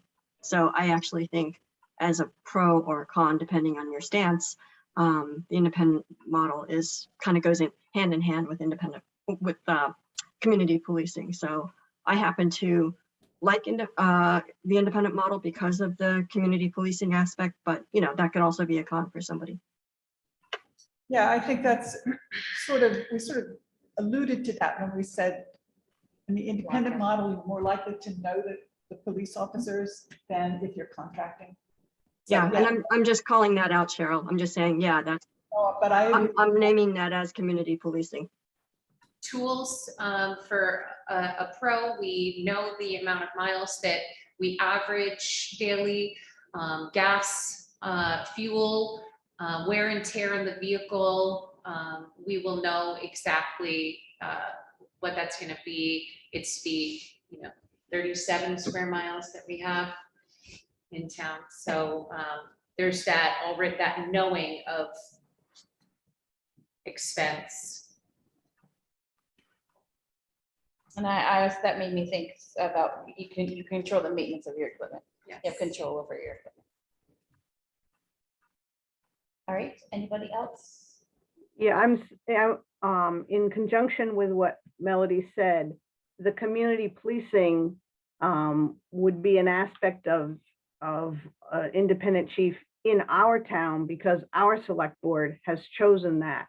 So it's not inherent in an independent model, it's inherent in Shutesbury using its independent model. So maybe a way to say that or something to add is that you have control to guide the style of policing in your town. Right? Does that work? Yeah. You also have a place you can knock on a door if someone's having an issue and wants to talk to someone in the police department. You have a door that can be knocked on and a welcoming place for that person to talk. But I think in generalities, just to respond to Susie's point, I do think the independent model inherently, generically lends itself more toward community policing. I think it does for Shutesbury, definitely, but I also think just abstractly it does as well. So I guess I slightly disagree with Susie. Well, we've had police departments in our independent model before that did not follow community policing values, and it took a select board focus to move it there. Okay. Thank you for clarifying, and I understand what you're saying. That's also a good example. The select board has the ability to do that. The town has the ability to do that when they see it happening. Thank you. Thank you. I see Michael and Tim, I see your hand up again. Go ahead, Michael. Yeah, most of the pros have been covered on my independent sheet here and everything like that. Some of the cons I have is that there's limited career advancement for officers if you have a small town police department, their career advancement is going to be limited. It's hard to schedule with just a small number of people available. Because of the size, it'd be necessary for the chief to be out doing routine patrols when the chief is getting paid at a higher rate of pay. There's a potential for difficulty of keeping new people that come on to the force, keep them on as they have ability to move to larger towns. You need to have part-time help to be able to fill your schedule. And these days, since everyone's got to be a full-time or Bridge Academy trained person, it's more difficult to comply with that state reform bill. I'm gonna disagree. I'm gonna say some pros are scheduling's easier with your own department. You know exactly what everyone's availability is. You know who you have and you know what you need. And then I'm gonna say that the, to the point of having less officers, if the amount of officers you have, it's gonna be much easier to comply with the reform bill as I am currently. And I would like to say that I don't see having the police chief out meeting the people in the community as a con. I see that as a pro. I certainly see it as a pro. I enjoy meeting the public. I enjoy having them stop in. I enjoy being invited to people's homes. I think that's an absolute pro. And again, And I thought we were brainstorming these. So again, I don't think it's time to debate. Yeah, no, I wrote down both of yours, both scheduling on both sides. I'm just brainstorming my side. Tim, I saw your hand, and then maybe we move on unless anyone else has something to the Massachusetts police. Tim? I'll try to go quick. Since the beginning of the meeting, I've listed a number of characteristics. The majority of them, I think, are not related to measuring things by dollars. And I firmly believe in those characteristics. But one of the things is when all is said and done, if you come up with a dollar figure that says, okay, if we do some other arrangement other than local police and it saves you money, I would like everybody to consider what is the cost benefit of that. If it saves you some blank amount of money, is that worth losing what is, in my opinion, the phenomenal benefits of developing a community policing environment? You can be penny wise and pound foolish. Also, the chief gets paid for many things. In a community policing environment, being out with people, in my opinion, is one of the most important things she gets paid with.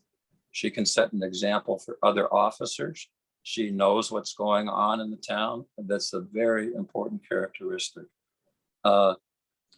Also, Kristen could probably correct me on this, but I suspect that making sure that officers from all towns have the same philosophy and will implement that philosophy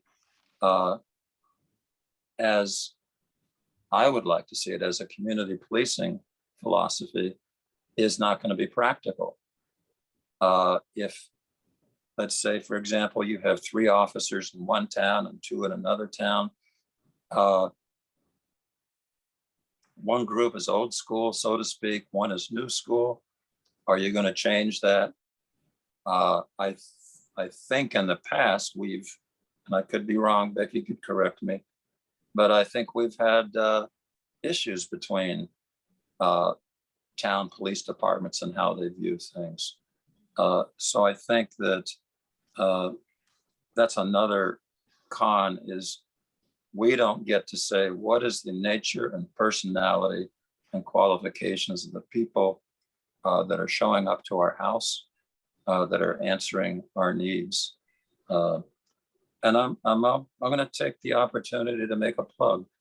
I think we're in the best possible position I've seen in I know I'm a newcomer to the town, only here 5 years, but in my limited time, I think we have the potential, if we put Sergeant Kristen Burgess in charge of a local police department, I think we have the potential for having a fantastic police department that may set some standards for other towns and will contribute towards eliminating some of the rancor, suspicion, et cetera, that exists between public and police in many towns. So that's it. Thank you. All right, let's move on to Mass State Police. Pros and cons here. Hey, wait, Mary Jo has a comment. Oh, I'm sorry, Mary Jo. I actually have two comments. One is reflective of some things I've been thinking about with policing in small towns, and the fact that we do have a lot of turnover. To me, I think that it's adding to administration is a real negative potentially, because the police chief is primarily responsible for that. And the police chief is also probably the person who is the best trained to deal with the public and the best trained to deal with emergencies, particularly in a small town situation. And so when you sacrifice your best trained person for dealing with emergencies to negotiating stuff with, a select board, or, dealing with political stuff with multiple towns, I think that's potentially a pretty big loss. The other thing that I wanted to comment on is I actually did some research on what community policing is, and I'm very appreciative to Kristen for the time that she spent explaining, but I think that we're potentially working with multiple definitions of community policing. And I think we should add a definition of community policing to our definitions, because we really need to operate from a real shared understanding of what it is.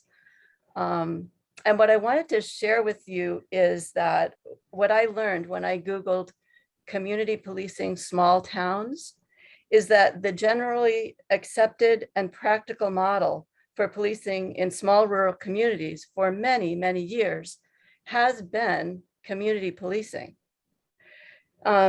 Community policing is not necessarily a programmatic thing, as much as it is for small towns and rural communities, a quality of relationship between police and citizens that's characterized by transparency, effective communication, cooperation, and trust. And I really can't see how any small town would want any other approach to policing than that. So Mary Jo, do you want to get together? Can we get together and do a little subcommittee on coming up with a definition? Sure.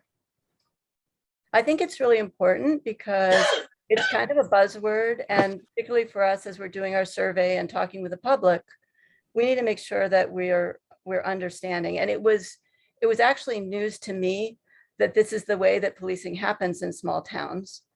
And I think it's reflective of the kind of relationship that has historically been typical in good policing in rural communities.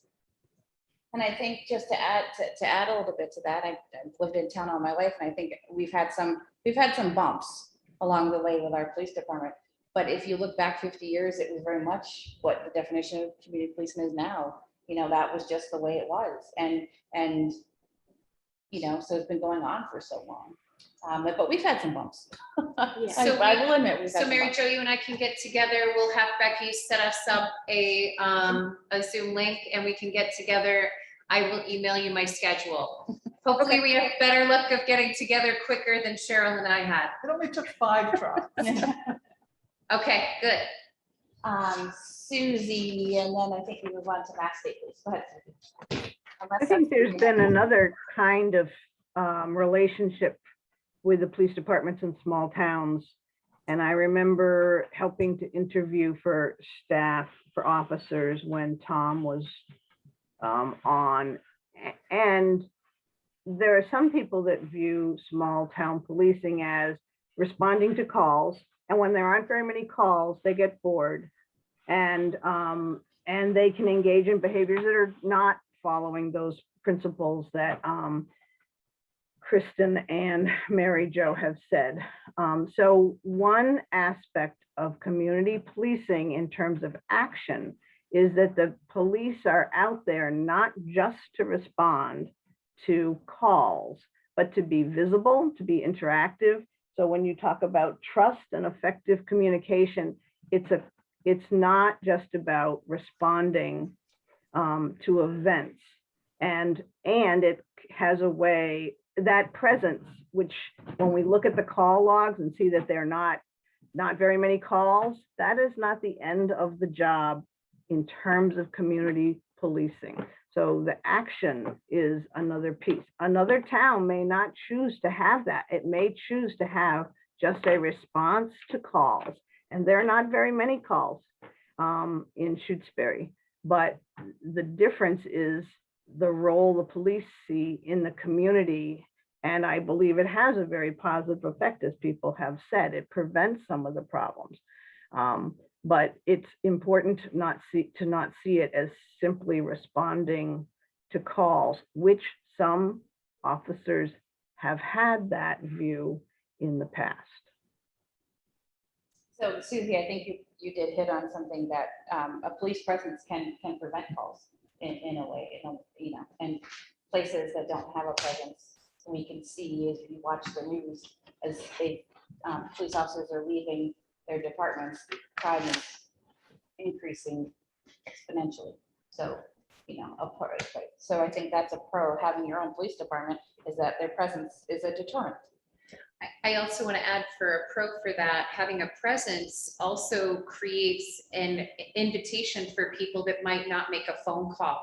I can't tell you how many times I have people walk up to the cruiser and say, I was going to call, but now that I see you here, can we talk about something? So I think it opens up, a space for people to approach. Yeah. Approachable. Okay. Shall we move on to Mass State Police? Well, I have a question. Yes. Apparently, we can't just completely depend on Mass State Police because the law is we have to have a police department of one sort or another. Services. So why should we Like be we have a including fire this? department. Well, but it is something that you have to provide police services. And there could be a place where we rely more heavily on them than we have our own police services. That sort of thing. So like a fire department, we have to have a fire department. If we don't have a fire department or fire services, we can't sell houses. We do have to provide police services. So Mass State Police, we could have an officer on 4 hours a day and Mass State Police cover the rest, right? So there could be a combination. What are the pros and cons of having Mass State Police cover fully or part of our services? They can't cover fully. That's my point. But that's a con. They can't cover fully. So that's, can't cover fully, and the response times are very long.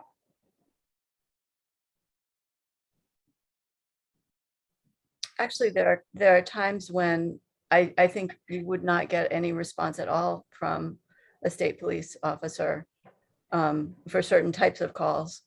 I know I haven't had like dire violent emergencies in my life, but I have had occasion to call the police in Shutesbury and had them respond if I had called, and I have had occasion to call the state police in Shutesbury for similar situations and had them basically just say, we have more important things to do and we're not close enough to make a difference. I had an experience where they did respond, but it took 29 minutes to get to the response. Luckily, it wasn't the violent situation. So, but the response times are very long, and they're coming from multiple towns away. Anybody else have any thoughts? In I think terms the of Mass Species- Cheryl's comment, it is, the Mass Police could be asked to cover more calls, and the town would still be responsible for certain administrative things. And we're looking at a spectrum, a continuum here, and so the state police might end up, I mean, it's a possibility that they could be more often used for calls. And we know that their lack of familiarity with people in the town would be a deficit. And if I was also hoping to find out if the state police have a what's free? How much are their responses at no cost, and how many of no cost responses are they willing to do? I think it's important not to misperceive what having a role of the Mass Police in town would be. I think that there's really no structure for accountability when you're dealing with the state police. I mean, somebody can correct me if I'm wrong, but I don't see how state police would actually be accountable to individuals in Shutesbury in any way. And there's a lack of communication, I think, at least there used to be, between local police and state police. Like if they did a call, you wouldn't necessarily know that. You'd have to ask at one point. Right, actually, if a call comes through to dispatch, if someone from Shutesbury should call 911 or call dispatch, then and we do not have a police officer in town, then dispatch contacts the barracks. And then at that point, I don't know what happens on the call. It does not show up in my log. All I know is that there was a call put out. So I then call the barracks myself and ask them for more information. So there's a barrier of communication.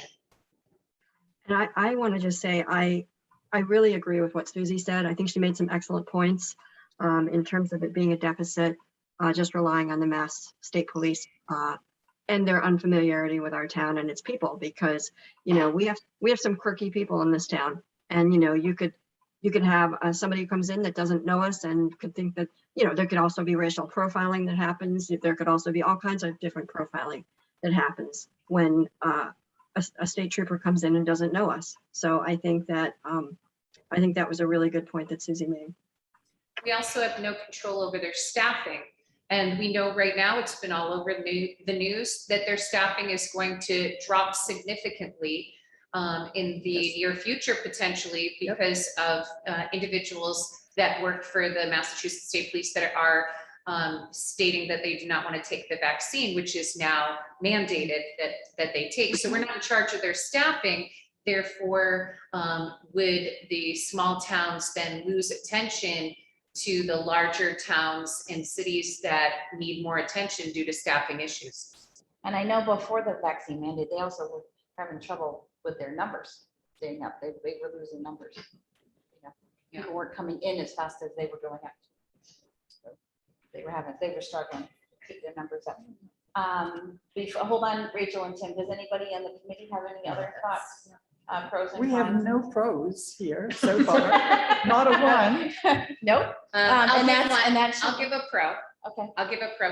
They are, there is a lot of, my brain just blooped, sorry. They have a lot of assets, we'll say. So they have the ability to pull in many different kinds of assets More if they assets so available. need. Okay, However, would they actually do that? For us? we also have the ability to call and ask them to provide that as well, and they generally do. Okay. But so it's a pro. On call, okay. And in on-call status, they have a lot of assets.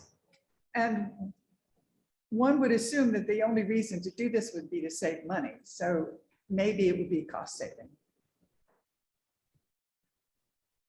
But to get back to Tim's point, at what cost? Right. Well, it's a question. That's like not really pro con. It's a question. No, Right it's- to answer. But At I'm what just cost? acknowledging that Tim has already brought that up, and I think it's a valuable thing that we need to Oh. keep in mind. A con is that they do rotate people. Oh, So that oftentimes you might get used to a certain trooper in the area. and then that trooper They rotates rotate out off and a and- new trooper rotates in. Yeah. And then you would have to get to know the new trooper, and the new trooper would have to get to know the area. Yeah. again. So that would be a con in my perspective. That goes to, that definitely, unfamiliar with residents. It would remain unfamiliar at that point. Yes, you know? but she's talking about her interaction with the trooper, I think, as opposed to this, because the community members are going to have no interactions with any of the. Right, but potential interactions is, I guess, is what I was. Well, I'll put and with our police department. When, Kristen, you said they have assets, that would be something like if we had a major event going on, we could call them and they would augment our staff. Is that what kind of asset you mean? Like canines, drones, four-wheelers. Okay. Truck teams. Like if somebody's helicopters. missing. Yeah, Helicopters, yeah. helicopters, things of that nature. But we can Susie. always call for that, because I know when that guy went missing, do. we had a helicopter over here all Yep, we do. days. Yep, that's what I said, they have a lot of assets, but we can also request and they deliver, so Okay. usually. There's been times. Tim and Rachel. Rachel, you go first. Tim went first last time. Go ahead, Rachel. Rachel's Hi. muted. So I'm concerned about, first I heard in this meeting tonight that there's a law that says we have to have local town police coverage. Am I correct in understanding that? And then I have some other things to say. I worked as a counselor at the high school in Belchertown for a period of time, and that is actually one of the largest landmass towns in the area. The state police over there, they have a couple of officers in that barracks that cover any one shift. It's not, when you think of the term barracks, you might think, oh, well, there's 10, 15 officers, state police in that barracks. There are not. And I'm aware of that because I was a counselor in that town, and they patrol the entire Quabbin. They have to check all those roads, all the gates. They have a huge amount on their plates.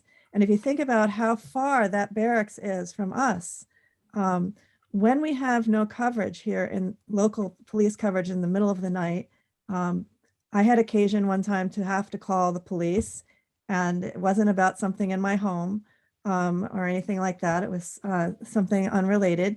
And it took that officer about an hour to come out here to check out the concern, and it was a concern. So that's really concerning to me, because we are an isolated rural town, and to say that we don't have a local police department because of if something happens, it's when. And I know that there are other people in town who have had the when happen to them. So I think that, anyway, for all of those reasons, I'm concerned about relying on the state police. And I have, they're wonderful people. I'm not saying that that's, anything disparaging about them. I'm just saying that in a rural town where you're that far from the barracks, there's only a couple of officers on for every shift. And they have one of the largest land masses in terms of town size to cover. Anyway, thank you very much. I agree, large catchment area. Tim. One thing that I don't think state police can do, I'll clarify by an example,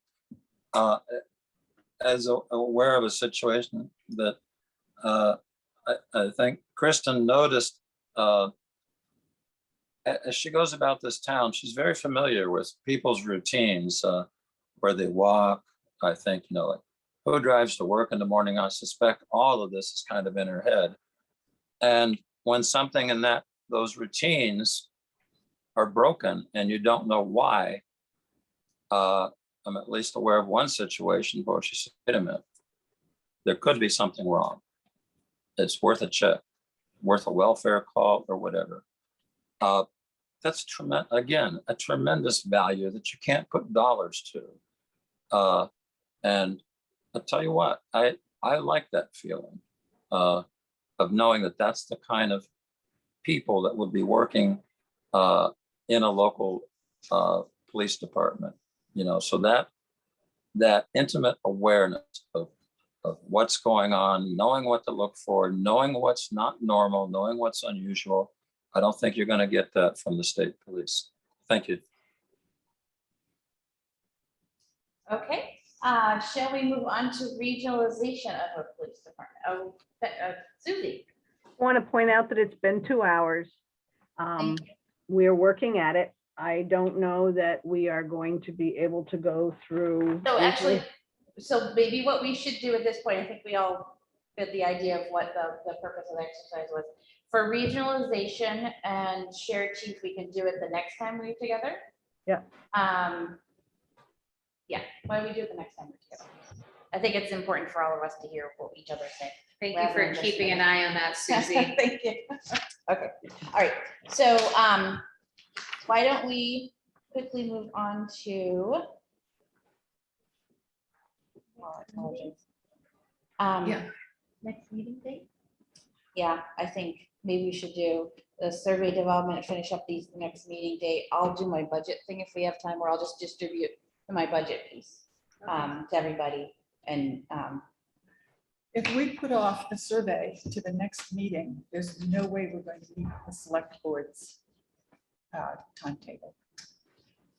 I So can, depends when we have the next meeting. yes. No, it doesn't, because we have a lot of work to do on this. Yes, And if I we put it, realize that. if we put it off to the next meeting, we will not get this out before the beginning of December. I mean, it's just not going to happen. Well, we'll see what happens, but we have made a commitment to everyone has made a commitment of a 2-hour meeting. Oh, I agree. I'm just letting you know that, putting this off is going to have an effect on the long-term timetable. It's just the way it is. Maybe and maybe not. So talking about the next meeting, we've been doing every 2 weeks, which lands it on the 11th. But we don't want to do So the that's a 20 holiday and the 25th. and my mother's birthday. And the 25th is Thanksgiving. And the 25th is Thanksgiving. Can we move So it to a different day of the week for November? I think that's possible. Becky, you have a better sense of the other meetings that are occurring, and we I only think have Monday. Mondays are Monday probably the works. easiest. Or Mondays. yeah. Mondays. How do people feel about Mondays, other than it being a Monday? Let me just look at my calendar. I was just gonna say it's Monday. It's a Monday. Monday, what date? It would be the 8th and the 22nd. What about the 2nd in November? That's a Tuesday. Okay, we have November 11th and then what? And that would be the 25th, and those are both holidays. No, so we're looking at the Monday looking at before the 25th. That's 2017 up That's the there. Okay, but the Here you go. Monday before the 25th. Fifth, is right, what- that's the 22nd. Okay, that's yeah, what. yeah. I can't do the 22nd. My daughter's getting married on the 21st. Oh, I'm not gonna be congratulations. here on the 22nd. What about? Which month are we talking about? What about November 1st. November, What's the where, What is Wednesday? 4th? November 4th and then the 16th. November avoid- 4th is next week. Yeah. November 4th is the personnel board meeting, Susie. What time is So- that at? 6:15. Could we do November 1st? That's a Monday. That's next Monday. That's in a That couple of doesn't give days. us enough time to get work done. What, we are gonna do pros we and can cons continue of this 2 more discussion. things. Well, we're gonna do Okay. the pros and cons of the next thing in the survey discussion. So Well, I those suggest have already we- been done in my budget stuff. So. Melissa, I suggest you move the survey to the beginning of the agenda for the next meeting. Because, Okay, we can do that. we've got to get that done. And I think that this brainstorming, while it's a great exercise, to Cheryl's point, I'm keenly aware that we have work to do and a deliverable, and I think that that should be at the top of the agenda. Yeah, we next can, month. we can rearrange it. That's fine. That's fine. Yeah. I was but only I'm looking still- at it 'cause I'm it's still listed wondering that about way. November 1st. Yeah, I was just looking at it because it's listed that way. here, so I Is there remember. enough time to post the meeting for Monday now? Yeah, you'd Yeah. have to It's post it Thursday. today. So as long as it was Can 5. we take a look at Wednesdays, everybody? I know that there's the finance meetings every other on Wednesdays. Could we look and see what else? I think it's the next one is the 3rd. So can we look at the Melody 10th and is the 24th? Susie is the next FinCom, the 3rd. Yes, Yep. it is. Yes, it is. So could we look at the 10th, We can always do the 10th and the Wednesday, the 17th. 10th? Yeah, why didn't we do that? 10th and What 17th? We time? could, can we look at the 10th and the 17th, everyone? What time are the? 10th and the FinCom meetings? 24th. Well, the 24th is It's the day before Thanksgiving Thanksgiving. Eve. But Okay. the 6:30. I mean, I'm happy to be Susie baking are pumpkin both- pies and having a meeting at sorry. It's, I know it's back to back, but I think, I think we as can long do as it. we keep on that 2 hour, I think would be. So what date is it? So I I think imagine the it's 10th and FinCom the wants to 17th. meet on the 17th. What time is that, Susie? 7? So those are Wednesdays? Yeah. No, it's 6:30, isn't it, Susie? Oh, yeah, right. I can't On stand what it. day? Nobody's. So. What about that we do the 18th? What's a Thursday? That's the second personnel board meeting, right? Aren't we? Yeah, scheduled that's, for- Oh, I that's don't know. I personnel wasn't at board. the last one. I was, That's the 4th and the hunting. 18th, because we're trying to catch up there too. So 10th and the Can 17th, we look at the 23rd, 10th and the 23rd? why can't we do the 17th? select board They meeting. have a meeting on the 17th. Okay. So can we look at the 10th and the 23rd, which is a Tuesday? So we'll How's go. the select Wednesday- board I on can't the do 23rd? Tuesdays. I cannot do Tuesdays. I can't do Tuesdays either. Oh, I'm sorry. I remember you guys had already said that. I'm sorry. So did we come up with a What about Monday? the? Tuesday? Can we How go about back? November 1st and the Right, 10th? we're back to November 1st. How about the 1st and the 10th? Yes. I'm unavailable on the 1st. Can we do Third and the can we 10th? do the 8th and then skip all the way? to- Nope, 3rd is FinCom. What about the 8th? On Monday, the 8th of November. Let's just look at one and then we'll book that. That's a good idea. Okay, Monday, the 8th of November, to do the pros and cons and to do the. Just the next survey. meeting. So Monday, the 8th for the next meeting. Anyone have any Monday, the 8th, I'm fine. conflicts? Is that in lieu of November 10th? Why don't we do the Yeah. 8th and the 10th? I mean, we lost some meetings. I We could can't. do Monday, the 8th and Wednesday, the 10th. We have to catch up. Jump in. Kristen can't do that. So for me, I'm here at 7 AM and doing 7 AM to 8 PM, 2 days in a, 2 days in a week is not feasible for. I can't do that. So why don't we There's so much in do, this let's weekend. put, let's definitely do the 8th. Did anybody have a problem with the 8th?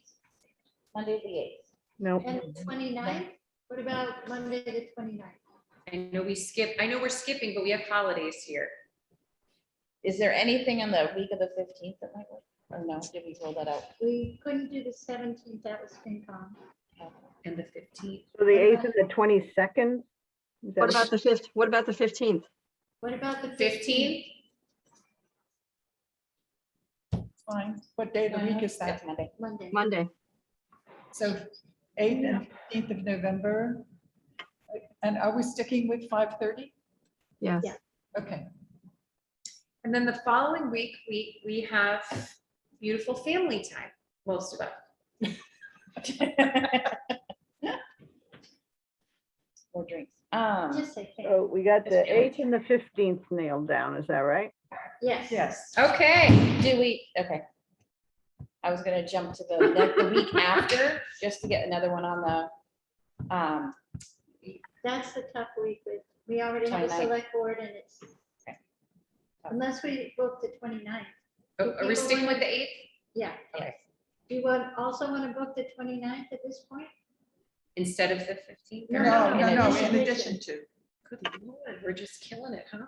Well, well, if we book them now and then if, if we find we don't need it or we need a shorter one, we yeah, can adjust. that's a good idea. So the 29th, Unless we want to do December 8, 3rd. 15, and 29. There's a conflict on let's the do 3rd. 8th, 15th, Oh, and and it's a 29th. I Friday. think that probably. Does anyone have any conflicts for the 29th? I think it's good.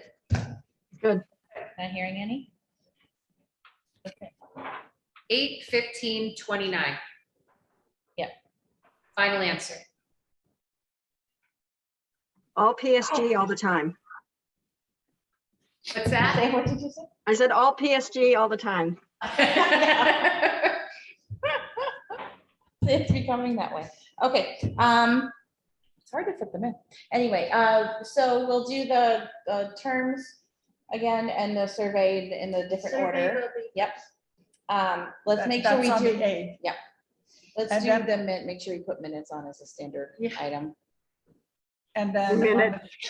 the We're gonna 15th, fall behind minutes and people, the public's waiting with bated breath. We'll catch up on minutes too, Susie, all of them that are left. And then on the 15th, we can talk about the spreadsheet. Yeah, and I can also do Kristen. something, I'll send out the budget stuff ahead of time. People can mull it over. I don't know that it needs necessarily a large presentation, but certainly a discussion. Any questions? Maybe like Mike Vinsky did, if people want to make up a list of pros and cons for the last two areas, we could email them to Melissa and she could send them out. Could do that. If people feel like they want to. I think it's important to have the discussion, a flowing discussion too, so we can hear other people's thoughts. But yeah. Okay. All right, I think that means we're done. I have- I'm sorry. Tim, Before we finish, I want to respond in some way to the fact that our videos are not available online and we need to do something concrete about people knowing that we're meeting know. and what we're doing. And we've said this every single meeting and we're still not where we need to be with that. So I would like to have, somebody specifically responsible and a deadline for doing something before we leave.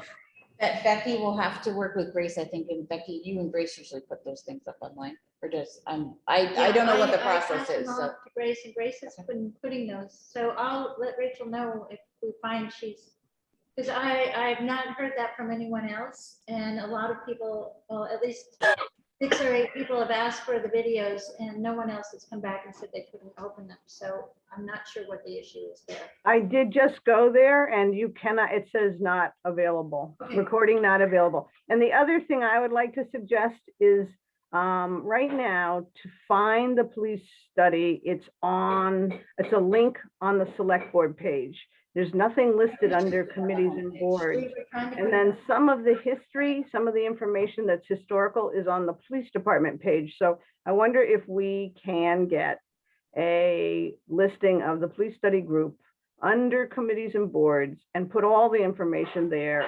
And I know that that will take some coordination with the web committee, but I think it would maybe clear things up for people. And then you could have a link button on the home page, because for people that don't know how to navigate boards and committees and departments, the home page can also provide a go to this page link.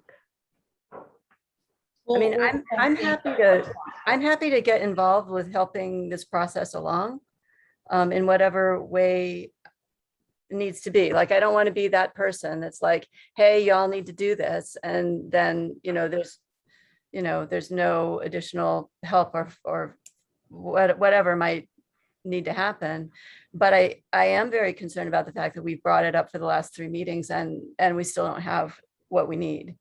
We're a work in process. If the committee agrees that there should be a police study group listed under boards and committees, I can talk to the web committee and get that page organized and tell them what documents I need thought to be we had there. already agreed to that, so. We had, We didn't agree to it being a separate board and committee page I've right already now. discussed it with the town clerk. We've already got, I've had conversations to get it set up. We haven't gotten all the work done. So if you could all stand back for another day or two, it will get done.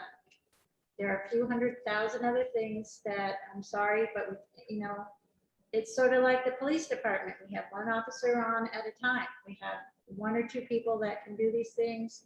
The web committee, I've already talked to Gail Fleischacker, who's the chair of the web committee. I'm sorry it didn't get done today. There's been a number of other priorities with deadlines where money can be lost, and I had to trade them off for this. So I apologize, but it can't always get done just because you ask.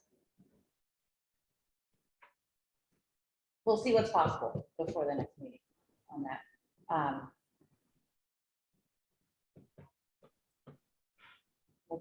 Can I make a motion to adjourn? Second, Second, Well, Tim had one other comment first, so before I accept him, Tim, did you have another comment or did you not put your hand down? No, I did have a comment. I wanted to applaud the group agreeing to meet more frequently, because another aspect of this is the more it drags on, the more we do a disservice to our current police department, because it can't do anything but create a level of uncertainty for currently employed officers. And I think we are doing a huge disservice by drawing this out. And I had a question. Somebody mentioned something that sounded like a deadline to get something through the select board. What is that, please? In the charge, there was a time frame for this work to be completed. What was the Off frame? my head, I don't remember what that is because there's so many timeframes. we're End working of with. December. It's Yeah, not it is. specific. It just says a few months. Yes, it was 4 Susie, months. Susie said it wasn't super Few months. specific. I didn't think we had a specific actual date, only that it wasn't going to go a full year. And it was somewhere in between. No, it said they didn't see that it would need to take any longer than, I think it was 4 months. No, it said a few months, and so it doesn't have specific time. Okay, Tim, I'd like to say one thing to you to respond to what you said at the very beginning. Who's speaking? Oh, Cheryl. that's Oh, me. okay. Kristen and I have spent a lot of time making a spreadsheet of what kind of, what the work is that the police department does. And we have found that there is a lot of what the police department does is preventive, which I think you were saying that could not be measured. We are measuring it, and it's showing that that's a great deal of what the police department does. Not So- by money. He meant by, you can't measure. No, I things into- agree. You need to do a cost benefit that doesn't say that this saves us so much money. But we are measuring the fact that the police department does a lot of preventive work, which is one of the things that makes this a really nice place to live. And So- that you can't actually put a value on that work, in my opinion. But it's great to hear that there's records of it. Yes. The benefit could be just untold, in my opinion. Thank I you. agree entirely. Okay, so with that, Mike, go ahead and make your motion. second. Susie made a motion that we Oh, adjourn. I you did. seconded I'm sorry, it. you seconded it. I'm sorry. Susie, do you want to make it again officially? I'll accept it now. Muted, Susie. Muted. muted. Muted. I make a motion that we adjourn the meeting. Second, All right, all in favor? Aye. Aye. We have to do roll call, I'm Oh. sorry. All right, so I'll call names. Susie, Aye. Mike, Binsky, aye. Melody, Chartier, aye. Mary Jo, Aye. Cheryl, Aye. Burgess side. make peace, O'Neill, aye. Thank you.